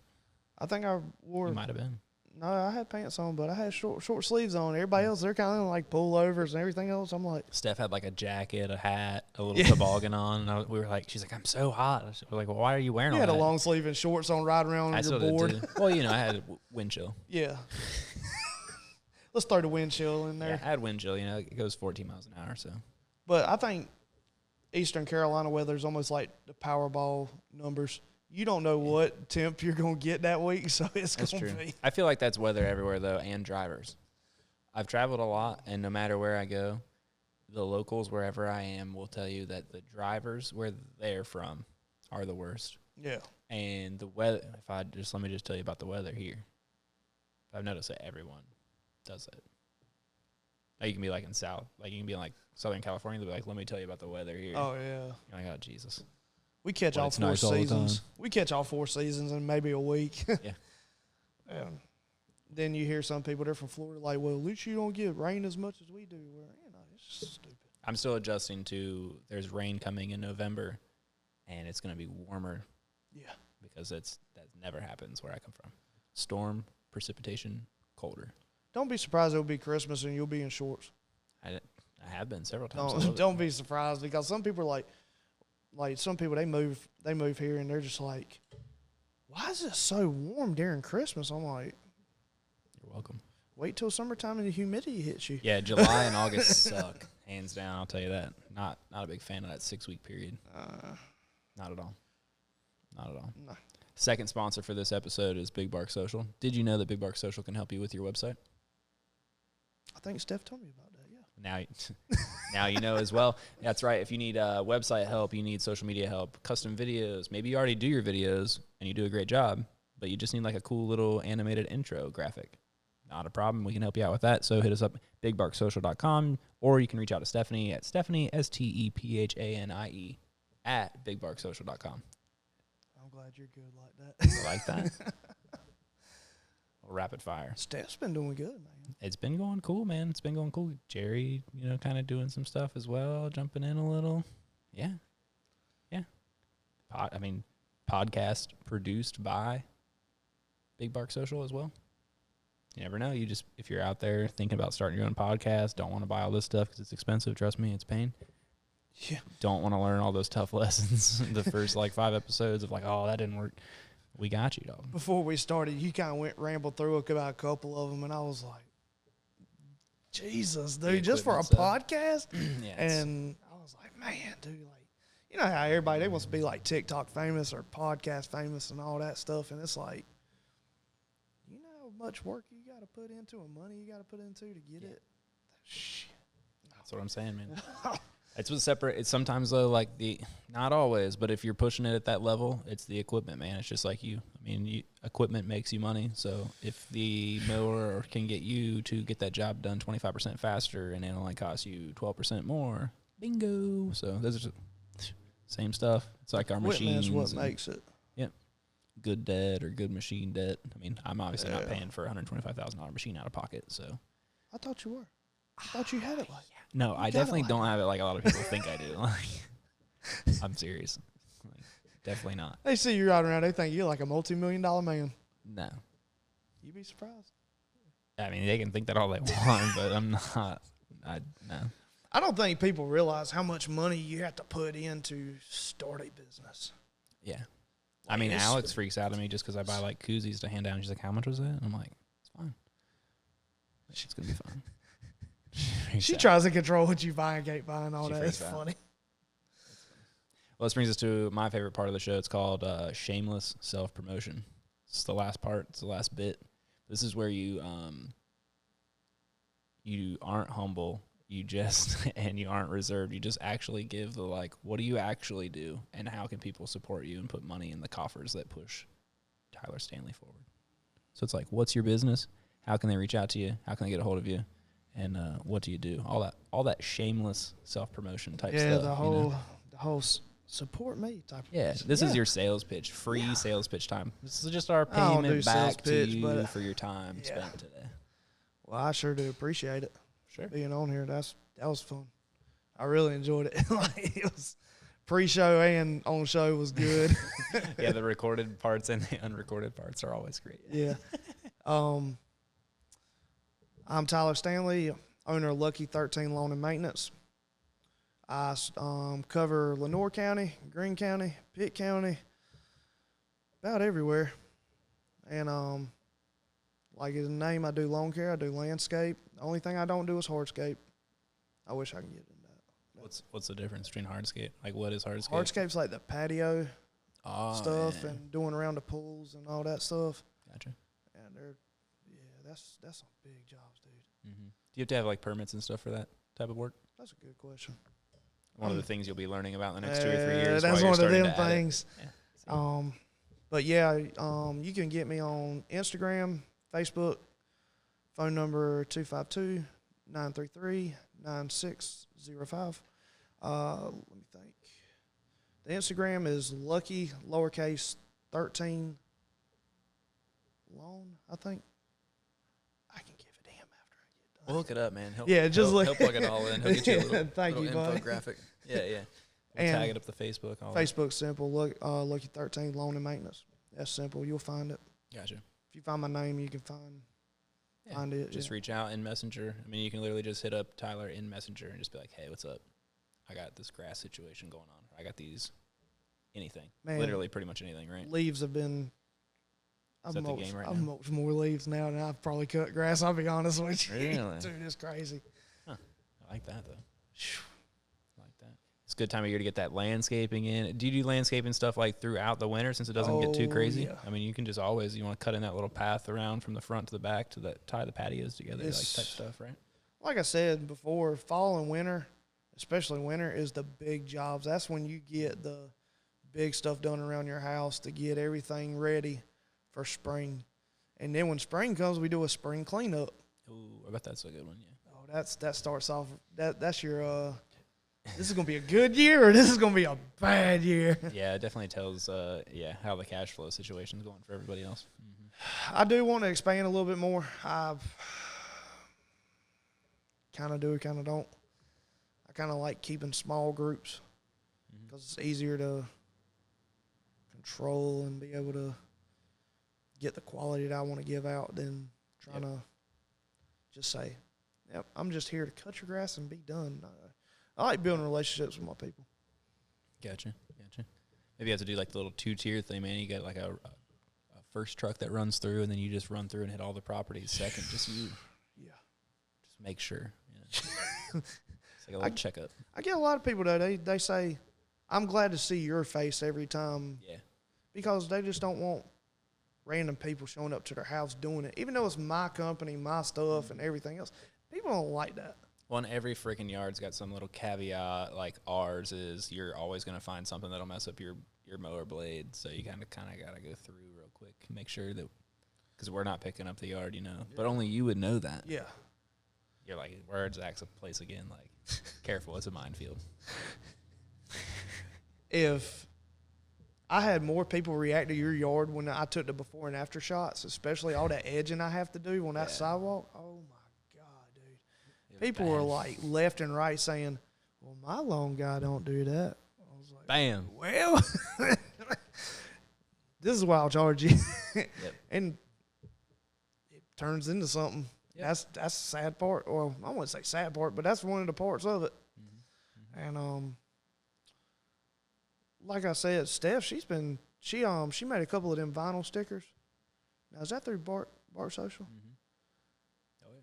Man, you know how many people's cars I've tagged with them? Yeah,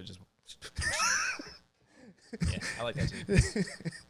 It's gonna happen, but I know I need to talk to her and get another order in. She's very quick on. I literally walked in here, talked to you for about 10 minutes. Told her, I said, give me a quote on them decals you made me, them vinyl cutouts. She said, all right, no problem. I literally left the side of your building, probably got about to Vernon, ding, email. I said, Oh yeah, That was quick. that's it, man. When you do everything, when you do all this other stuff, I'm very, very, very upfront about being like, when someone asks for a quote, I'm gonna give it to you. everything else stops. Yeah.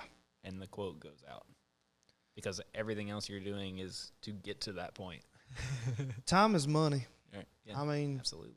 I hear a lot of people. They're just like they hear that mediocre crap. They're like, "Well, time is money. Money ain't everything." Okay. I ain't saying it's your life, but Yeah, like the money doesn't buy happiness, people. yeah, okay. Bullshit. Okay, whatever. It can get you pretty damn close. I mean, how It are you gets you supposed freedom. to? You can trade it for freedom, which is happiness, where I come from. I hear it all the time. I heard one guy. He told me one time. He said, Tyler, you should know. Money's not everything. I said, okay. He's like, you should be able to help other people and do good things and you know all this stuff. I said, so how does that work? And he's like, what do you mean? I said, it just don't happen for free. I said, it takes money. I said, I can do more good stuff if I had more cash. Jesus, man. I would think. I mean, if I didn't have money or I didn't have what I got, I wouldn't be able to put my daughter in a good preschool. Right. Or I wouldn't have a good, reliable vehicle to get that money to go provide for somebody else. I mean, I wouldn't say it's your life, but it's a priority. If that's the better word to put it. It helps things a lot, usually. But, yeah, it's not everything, but freedom is. Freedom's freedom a can big be bought. thing, man. You only got one life and one real big swing at it. So do you just want to be the guy who punches 8 to 5 and gets by, or do you want to be the one that's living a good lifestyle? I ain't saying you gotta live. I ain't saying you gotta go buy a Bugatti or anything. I'm just saying, Right. go do what you want to. Spend time with your family. If your mom calls you and says, "I'm really struggling with this one thing," okay, no problem. Yep. You gotta have money to do it. Exactly. Some people don't realize that though. Excuses are easy, dude. Man, excuses are the worst things, man. I can't stand excuses. I think that's a pet peeve of mine, and the word "I can't." Yeah, I was never allowed to say that growing up. Well, my daughter, she's 3, and I'm already getting on her. Yeah, it's not permitted. And she's like, "Well, Daddy, I can't." I was like, "Yes, you are." It was one of those. Yeah, you're going to now. Yeah, going to. You probably can't, but now you're going to. Like, we've had some of those with my kids. Lord have mercy. Oh, you probably actually cannot do that thing physically, but now we're going to really try. We're going to try it, though. Yeah, I literally was never allowed. Like, I would get in more trouble for saying I can't than saying, damn it, as like a 9-year-old. Yeah, that was Isn't that the crazy? word that couldn't be said. Mm-hmm. Yeah, the only thing you can't do is say can't. Well, it's like you said, excuses. Literally. Excuses are horrible, dude. I can't stand them. Because, I mean, I consider excuses laziness is the better word for it. Just, I don't like it. I think that's pure laziness. Well, I can't do wrestling, or I've got this going on. I can't make time for it. Yes, you can. Yeah. Yes, you can. Busy is another word that I hate. Oh, I'm super busy. I ain't able to do it. There are 7 days in a week. Never say that word. And Try to never say busy. if you get up at a good time like you're supposed to and start your day off, how many hours you got in a day to do something? A lot more than what people think. More than 8. So, Yeah, those are the things that people don't really see. Like to get large steps ahead. You gotta it's like it goes back to sports too. Like if you want to be a really good wrestler, but you only wrestle at high school wrestling practice, are you gonna get any better than everybody else? Maybe. but Zach, I don't have time for it.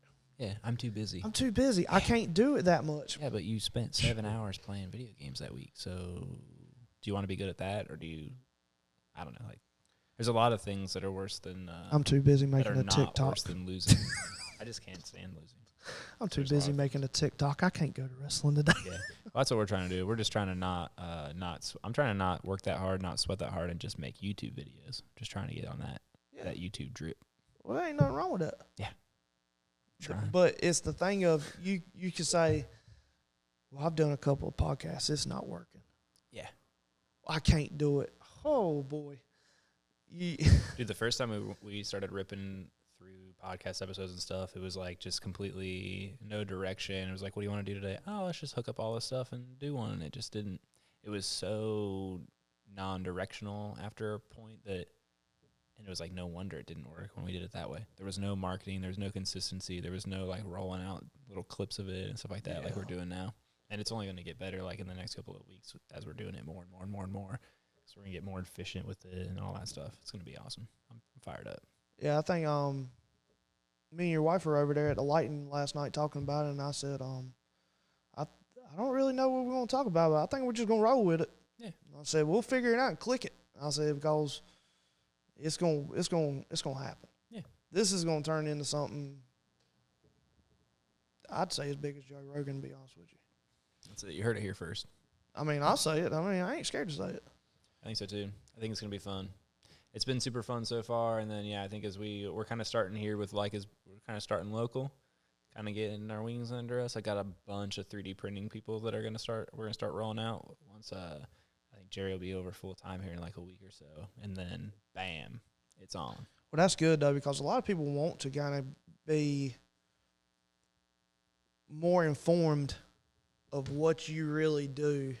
Because when they hear Addicted America, they're just like, oh, the old Parrott Brothers building. Right. Well, do you know what they do? Yeah, pretty much no one knows what we do.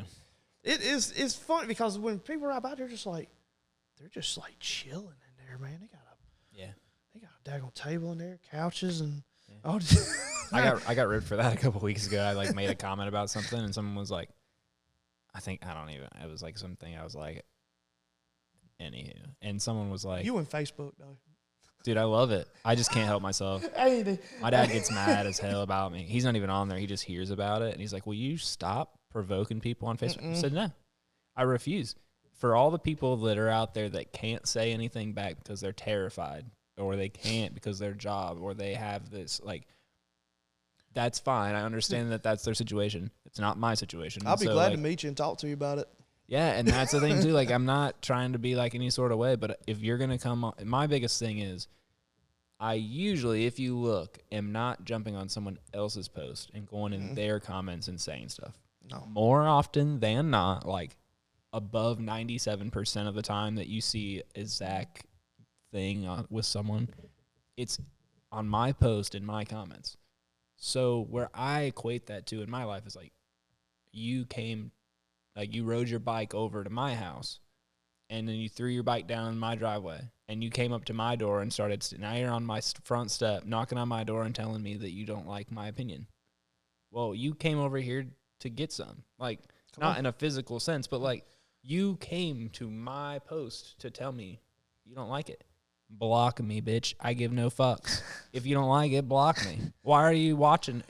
Some people get off on that, though, man. Yeah, they hate you. Dude. So I like that, too. Like, I would say I've got, like, a steady 10 views per episode right now coming from people that just want to see if I say something that they dislike. And I love that. It's fantastic. But it's like, to me, it's the funniest thing. And that's where I draw the line. Like, am I going to, like, go and say, I very rarely get upset about something someone says or offended, and I go in their comments and I'm like, how dare you say that? That's so offensive, or you don't even get it. I don't even care. I may go make my own post about what I'm seeing. But at that point, it's just me. It's my opinion on my page. People need to turn around and think that Facebook needs to be like watching TV.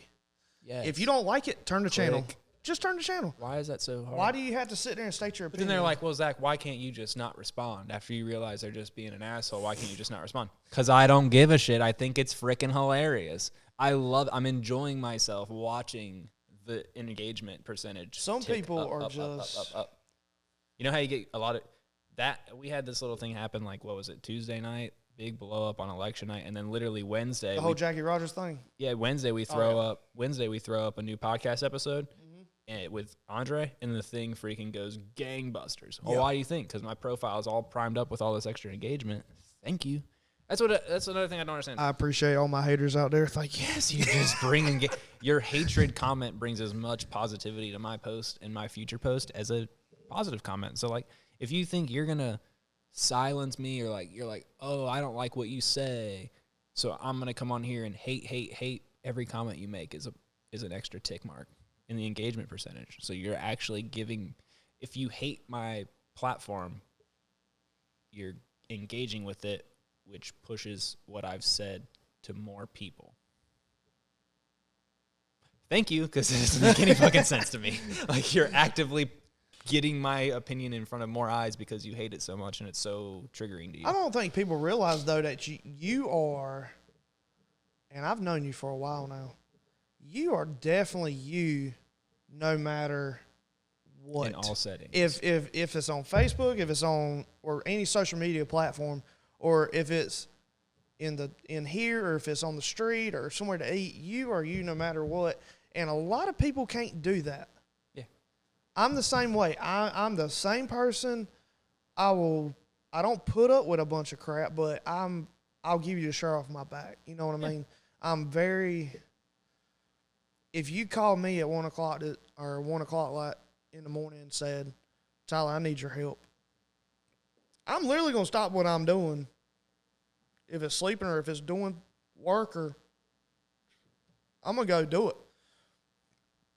But you got some of these people out there that are like, they get off on hating people. Oh, yeah. Like, they see you successful, they're like, he's over here doing podcasts, he's running a business, he's got his own camera, man, and everything. Makes it look good. I mean, he makes it look good. And I mean, and they're gonna hate you for it. And the only way they know how is by keyboard. But if that person or individual or a group of people turn around and go see you somewhere, hey, Zach, how's it going, man? Oh, son, how many times I've had that happen to me. Mm-hmm. And that's largely what I experienced. Yeah. I've heard a thing go around. There was an individual. I ain't gonna state no names because I'm not gonna do it. Individual going around hating me. He's taking my clients. He's doing this. He's doing crappy work. Blah, blah, blah. He ain't worth a damn. Blah, blah. I mean, dude, when I'm talking, he was throwing posts out there. He was telling people. And these people that were telling me ain't just individuals. They're people that are like, if I tell you something, you know it's going to be accurate. Right. You know what I mean? Yeah. So we ended up going out in public somewhere, and I ran into him. The first thing I did was walk right up to him. What's your problem with me? Well, I don't have a problem. I was like, so you didn't say this, or this, and all this. I said, I ain't trying to start nothing, but I just want to clear the air. If you got a problem with me, please tell me. I'm right here. I was like, what? I mean, Exactly. And I'll confront you the same way if you're on social media. I mean, I'll do it the same way in person. I just don't care. Yep.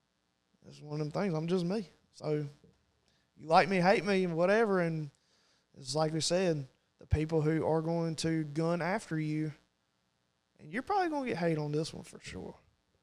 Yes. But, oh, well. I like the, yeah. I mean, who cares? I mean, they're just jealous because they're not going to, they either can't do it, or they're just like, well, he's doing a lot better than what I am in my life, so I'm going to bully him.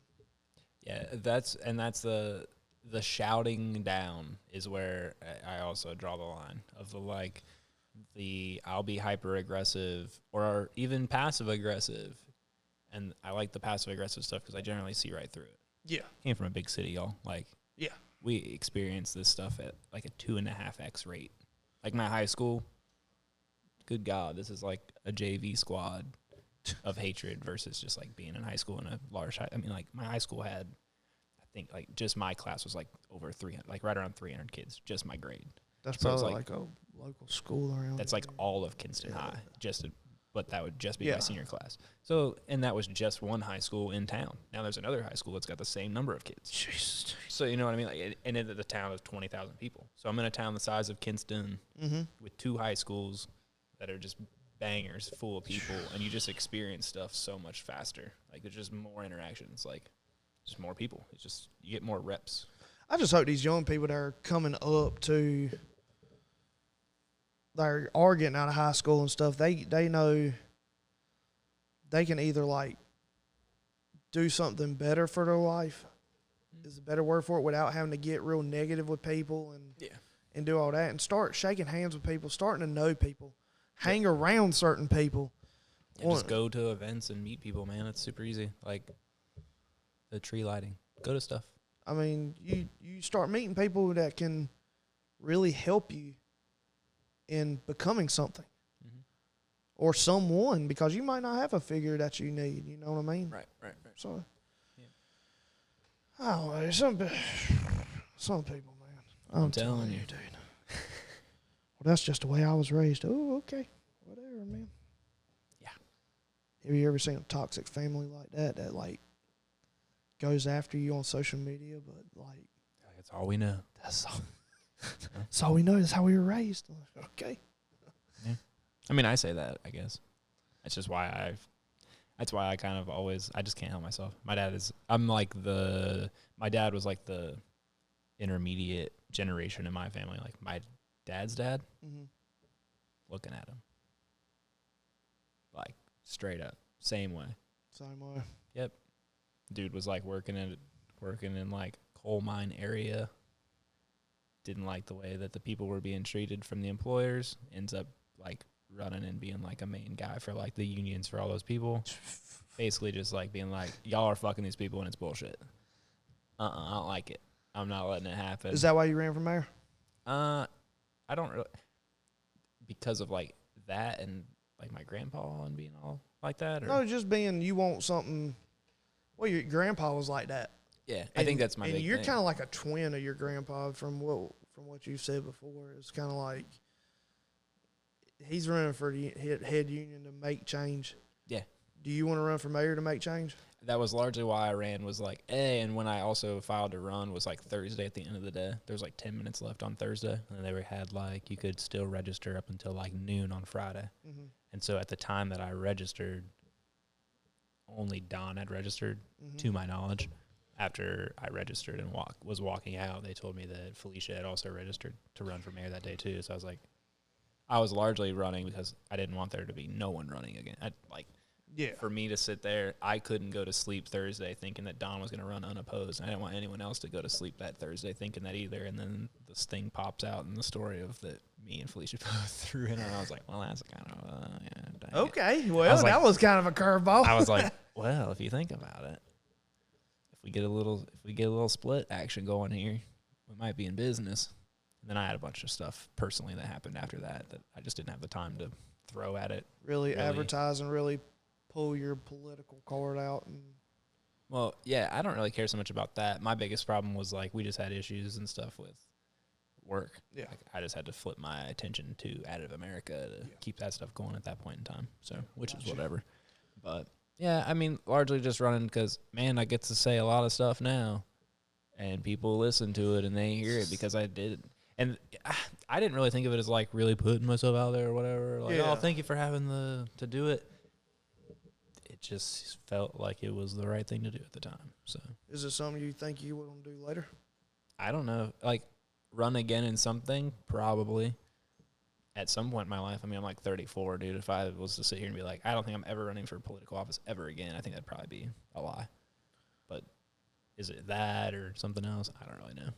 Yeah, I don't have my eyes on anything at this point. I just like hosting a podcast and letting people just have a place to come and voice their opinion on things that maybe don't get that from other media outlets that have agendas, because there's plenty of those around town and around other towns. There really is no truly unbiased media news in our area, in Lenoir County. I can't name one.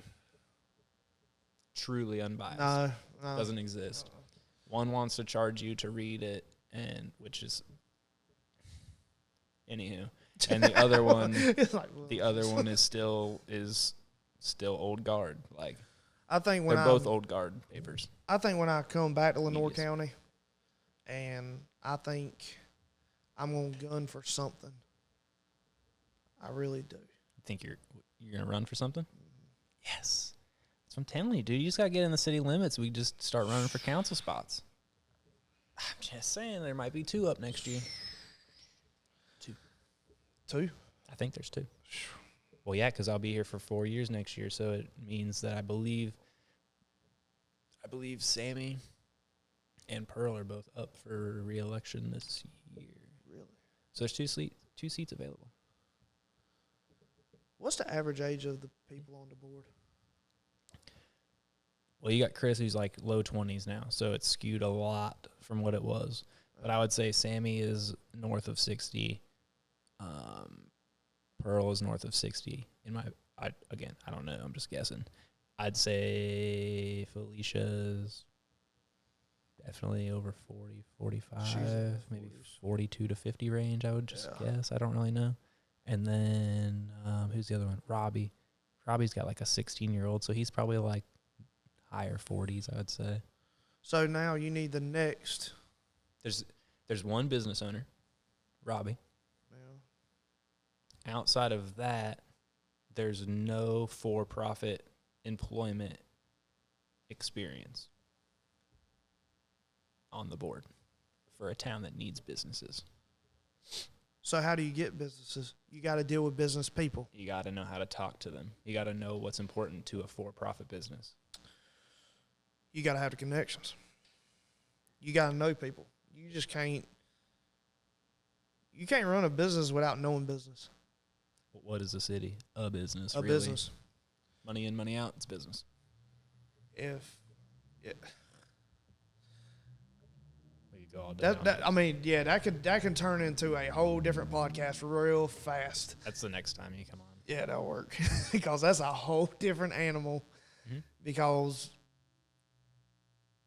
how can you run a business if you don't know about business and then make decisions on business that you have no clue about? It's tricky. I mean, I ain't trying to like throw crap out there about it, but you need more business people that know what budgeting and everything is. And I'll say that like I'm going to say it, budget. And not have to worry about raises and everything else. Yeah. And Dude, there's several things where I can go. Just issue tickets for cars parked the wrong way on the street. Pretty simple. ching, You're not putting anybody out. it's just something simple. $50 to $65. Not going to break the bank, but it's going to make you go, dang it. And you're going to tell your friends that, hey, don't be parking. Don't park like that. It's very simple. This is 2023 almost. Cars can park themselves, but we won't ticket a car for parking the wrong way on the street. Yeah. There's a long gap between over-policing and saying, hey, we're no longer going to tolerate you crossing across the street and parking facing the other direction. It's a very simple thing. It would bring revenue in. However, it has to be spent. I think there was something about like fees or something, fines has to be spent on education. Yes. That's fine. We need money for education here too. Look around. It's a joke. If you spend as much money on lottery tickets as you did, daggone ticket, you'd be all right. That's my point, though. If we start doing little things like that, there's got to be something that gets policed shy of violent crime. There's also other ways besides parking tickets. I mean, you can do more events to really bring in revenue. Mhm. But people are going to have to step up. And when I mean people, we're talking about board members. They're going to have to step up and really put something out there for people. Mhm. They're going to have to come here, shake hands, and do all that and say, what can we do? Get the advice from business people. Quit trying to make decisions by yourself. Quit doing surveys on the internet. That's just stupid. It's fucking dumb. That's stupid. Let's do the next trend. Or just make a decision because the 5 of you were voted in because we trust that you're a good decision maker. So why, if there's a decision that needs to be made, do we put a survey out on the internet that's completely fucking stupid? If you haven't seen the survey for what do you want to see in our next police chief? Go take it. Literally go click through it, because I did it. It is so stupid. Literally, it's so cliche, and the selections, it's literally like some think tank somewhere put together, this is the survey that you do for your town, and then our stupid-ass town paid money to them to do it. No, we put 5 council members in.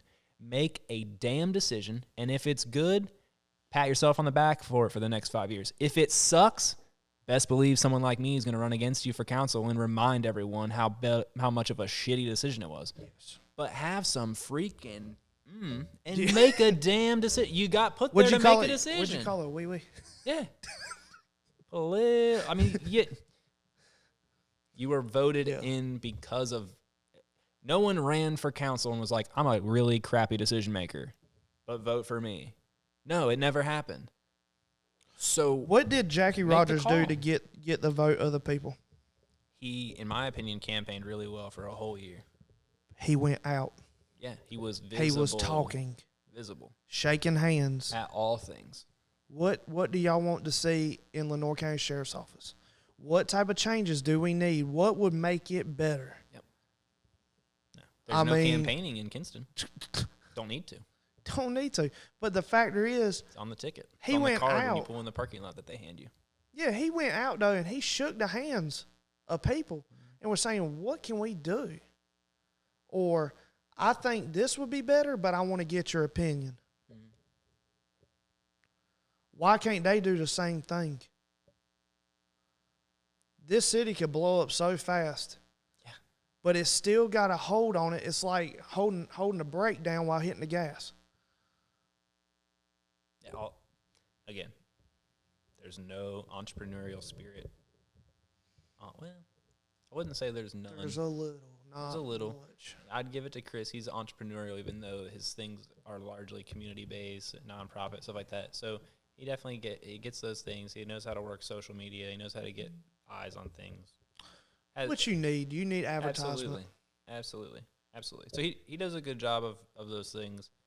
We just need more people to slide in and take the spots of the people that can't put sentences together. I think you need an aggressive person. Loud. I think you really do need an aggressive person. You need someone that's willing to say something that's somewhat controversial from time to time, not someone that's literally falling asleep at home during the meetings. Yeah. I mean, the amount of that's when I started watching was fantastic.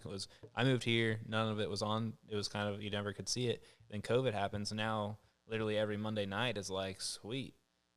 Sit here at the house and watch this freaking Zoom meeting because this is like watching a train literally crash over and over and over again. No, a train crash was painkiller. Dude, I'm telling you. That was a whole different animal, but I'm just saying. I love it. Hashtag Don't Gavel Me. That might bring us to our third sponsor of this podcast. It's Don'tGavelMe.com. Yes, we've got Don't Gavel Me hats in now. Yeah, check them out.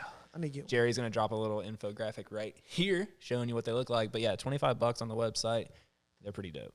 Richardson 112, so everyone can relax. It's the hat you know and love. It's the hat everyone knows and loves. There's no other hat that exists here than a Richardson 112, I've noticed, but nope. I think that's all my company hats are 112s, to be honest with you. That's all I get made. So. I think I got one flat bill, and that's about it. Yeah. That'll bring out our one last final patented shout out to our good friends at Inkables and Southern Stitch. Engage LA, they've been working with over there in LaGrange. Mm-hmm. Doing a great job of pumping the action of here's some more, even more community events, and here's a little calendar of what's going on, and they're doing that little thing over there too. So they that's won't in LaGrange. Yeah, in LaGrange. Man, they got LaGrange might pass up these sleepy little towns like this that are playing these stupid head games. I think they're an underdog though. They've got people moving in that buy $300,000 houses, and those are people that make smart decisions. Because how else do you get to afford a house like that? You make smart decisions. So now you start bringing an influx of people that have set themselves up to be in that financial situation in life. Mm-hmm. You're going to see some change there. LaGrange has always been one of them towns, though, you ride through and you didn't really think nothing of it. Mm-hmm. When you think LaGrange, you think railroad track, sandpiper, and houses. Yeah. You would never think business. Well, they might any decision. They might just get big off of, do you work at ISO? That's the airstrip here that everyone thinks is never going to pop, but is already exploding right now. It's already getting there. Are you going to work for Drock and fly exclusive Spirit, but you don't want to live in Kinston because it's a nightmare mess, and you also don't want to live in Goldsboro or Greenville because you don't want to deal with the traffic, and you don't want to be that far from work? LaGrange is going to be the spot. Like, it really is. Why wouldn't you? I would. Like, it's one of those, though. It's like people that move to Raleigh. They don't want to live in Raleigh, but they'd rather live in Nightdale or something like that because it's a 20-minute drive is nothing to people that are from a major city. Nothing. He'll spend that $300,000. It's a great deal because you're going to spend $700 for it in Raleigh. Yeah. So why? You can still get to Smithfield in 35 minutes. That's why we're here, dude. What do you think of Fly Exclusive? I think they're exploding. They're hiring people. They're paying them really well. I think they're going to turn into something a lot bigger than what people are going to fathom. No one here can understand $600 million. And that's what they just went public for. Valuation, I believe. No one here even knows, can even figure out what that means. $600 million. I'm stupid. If you put $600 million in my bank account right now, I don't know what I'd do, to be honest with you. Valuation. Which is still, it's freaking ridiculously sweet. But them, Spirit, Rockin', Crown, Moen. Crown's is originally from your home state. We worked with Crown when I was up there to actually teach them how to rewrite part drawings to be specific to the type of additive manufacturing that I used to work at Crown, but it was here. It was in Kinston. Yeah. Big company, great one to work for. People work for Crown for 30 years. A lot of people do because it's one of those spots. If you're that type of a person that you're looking for that you're spot. that type of person. I am not that type of person. I'm with you. I'm with you. I could never work somewhere for 30 years. I still got good friends. I wouldn't even want to work for myself for 30 years. I may go get another job someday just for fun, just to switch it up. I always thought about that too. Yeah. But I really would like I thought about firing myself, just getting a job. If you learn how to do that, let me know because I've been trying to do that for a couple of years now, and I still can't figure out the system to it. I don't know either. I think I got to be my own HR and do it, though. Fire myself. Yeah. You could, have my own exit interview. Yes. But stay on the board. But stay on the top. You get the distribution checks. Yeah. I thought about that, too, after, lawn care and stuff like that. Maybe, sell out the contracts later on in life or just get somebody else. Maybe my daughter, she might want to do it. I don't know. Me and my wife have discussed about her either one or two things when she gets out of high school. One, you can stay here as long as you want to go to school. Or two, which I think is the best option, I help you start a business or whatever you want to do. Mm-hmm. I'm still going to give her the school option because you never know. She might want to be a paramedic or something like that. Take a small course, go do her own thing. Yep. And I'll be glad to help her. Mm-hmm. But if she's like, well, Daddy, I want to take over your business, or I want to run a boutique, or have my own hair salon, whatever she wants to do. Mm-hmm. I'm going to be that father that's going to stand there and guide her through it because of years of experience and say, look, this is how it's going to go.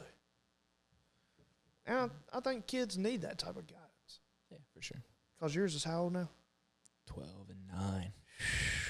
It's crazy. Yeah, boy. I know. Hey, we're either getting old or just growing up. I'm on the back half, dude. Got 9 years left. 12 in, 9 left. Yeah. So what are you going to do for her? Or are you just going to kind of... I'm not doing shit for them, yeah. I'm homeschooling them, so that's all they get. No, I don't know. Seriously, though, they're getting no money. It's basically just I think that they're both entrepreneurial and they're both figuring it out, and then we've got them homeschooled, so they literally come in here and they sit in our environment every single day.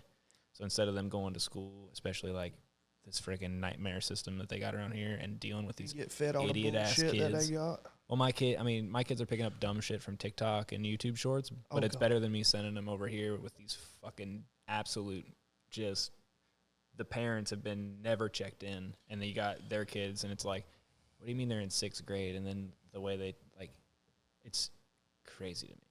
It's crazy. How terrible.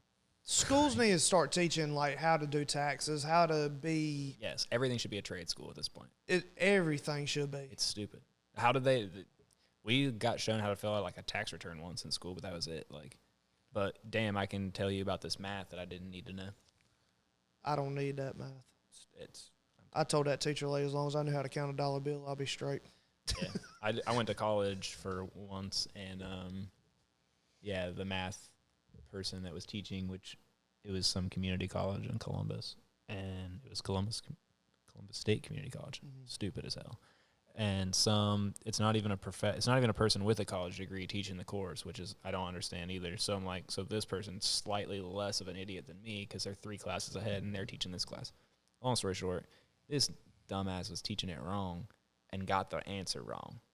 And everyone was kind of confused, but then they were like, whatever. They were just going with it. I'm just here to get credits. And I was Thank like, you. I was like, actually, I think that the answer's this. And we get into this exchange. I ended up standing up and just like doing it on the whiteboard. I was like, I'm pretty sure. I left and I just never ever went back. That's like people, these colleges and universities, these students are paying thousands of dollars, or their parents are paying thousands of dollars. Yeah. And or Joe, Sleepy Joe. Let's not go there. I could go on for days without. That's episode 2. That's episode 2.5. The uncensored version. But it's like these kids are leaving high school going into these business management courses. Yeah. Learning it from a teacher who's never run a business. Yeah. What is wrong with you? Yeah. Like, you couldn't go to some of your local people that just work for free somewhere. that, you can get internships.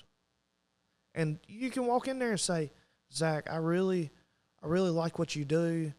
I don't want to go to high school, but I want to learn how to run a business. Can I just shadow you? Yes. You just say thousands of dollars in school. You got somebody underneath your wing, or you're underneath their wing, to see the ins and outs, the revenue, the percentages, the daily life, the decision-making that has to be made, which a lot of people don't see behind closed doors in businesses. But you want to spend $1,000 to learn it from somebody who's never ran a business that probably parks their Prius out front and punches the clock at the school. Which I had a Prius. It was freaking fantastic. You can have that Prius. So I bought the Prius because I was done being poor. Like, that was my mission.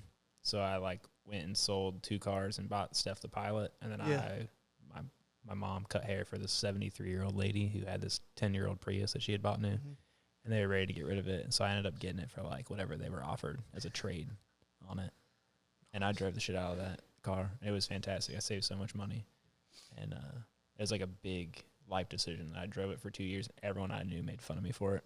Actually, the whole back, it was the beige color one too. Oh, like the grandma gray, yes, or sir. grandma gold. That goldish, that champagne is what they call it. Champagne. Well, I was buying and selling and doing a bunch of I was a big person in the trading of firearms at this time in my life, and so I'd have all these different gun brand stickers on the back of it. So it'd be like a Prius, and you're and then it'd be Colt, Smith & Wesson, H&K, Glock. It was all these different gun stickers. What's that movie, War Dogs? Maybe. The one with Jonah Hill in it? Is it called War Dogs? Jerry confirms. Oh, yeah. Have you ever seen it? I believe it's been on. You need to watch it. Yeah. This dude drives around in I've a watched some of it. crappy car. And he pops the trunk, and he's got loads of freaking guns. weapons in there. Well, I used to pull up to people, and they'd be I'd be pulling in the parking lot now, and they're like, "Cool, what are you driving?" And I'd say the FDE Prius. FDE, the tan color. I'm in the FDE Prius, and they'd be like, "What the fuck?" And he'd be like, "Oh, I'm in a Prius," and they're like, "Oh, geez," and then they pull up and see the stickers, and they're like, "Oh, what's up, dude?" You're one of us. But there for a while, they'd be like, "You need to watch that movie. I'll tell stuff." It might give you flashbacks. Yikes. But anywho, well, I think we're gonna wrap it. That was a pretty good and long episode. It'll give us a good 2 hours of good fun for everyone to devour and enjoy. And probably send out hate comments. Yeah, please put your comments. Actually, please do. If you don't mind, don't be a pussy with your hate. Please drop it in the comments of this video on YouTube so we get the extra engagement, and then we can comment back to you. Always like and subscribe. If you don't like this video, definitely click the dislike button so we know that this 8 to 10 haters chimed in for this episode. If you can give us those 8 to 10 thumbs downs, that'd be great. But no, on a serious note, if you can like and subscribe and do the little bell thing and all the stuff that all the cool hip kids do on the YouTube, it does actually help us. We've seen the results of it. It's been pretty cool. So if you don't mind, you know, when you see your episode pop up, you know, send it to all your friends and be like, hey, give these guys a little like. Wait till you see Give them this a little shit. subscribe. Because we never know. You might share it and bam, it'll premiere at 8 p.m. on Monday and then boom. Jesus Christ. Put it out there. But that's it. That's what we got for Kicking It With episode 8 with my good friend. Tyler Stanley. There you go.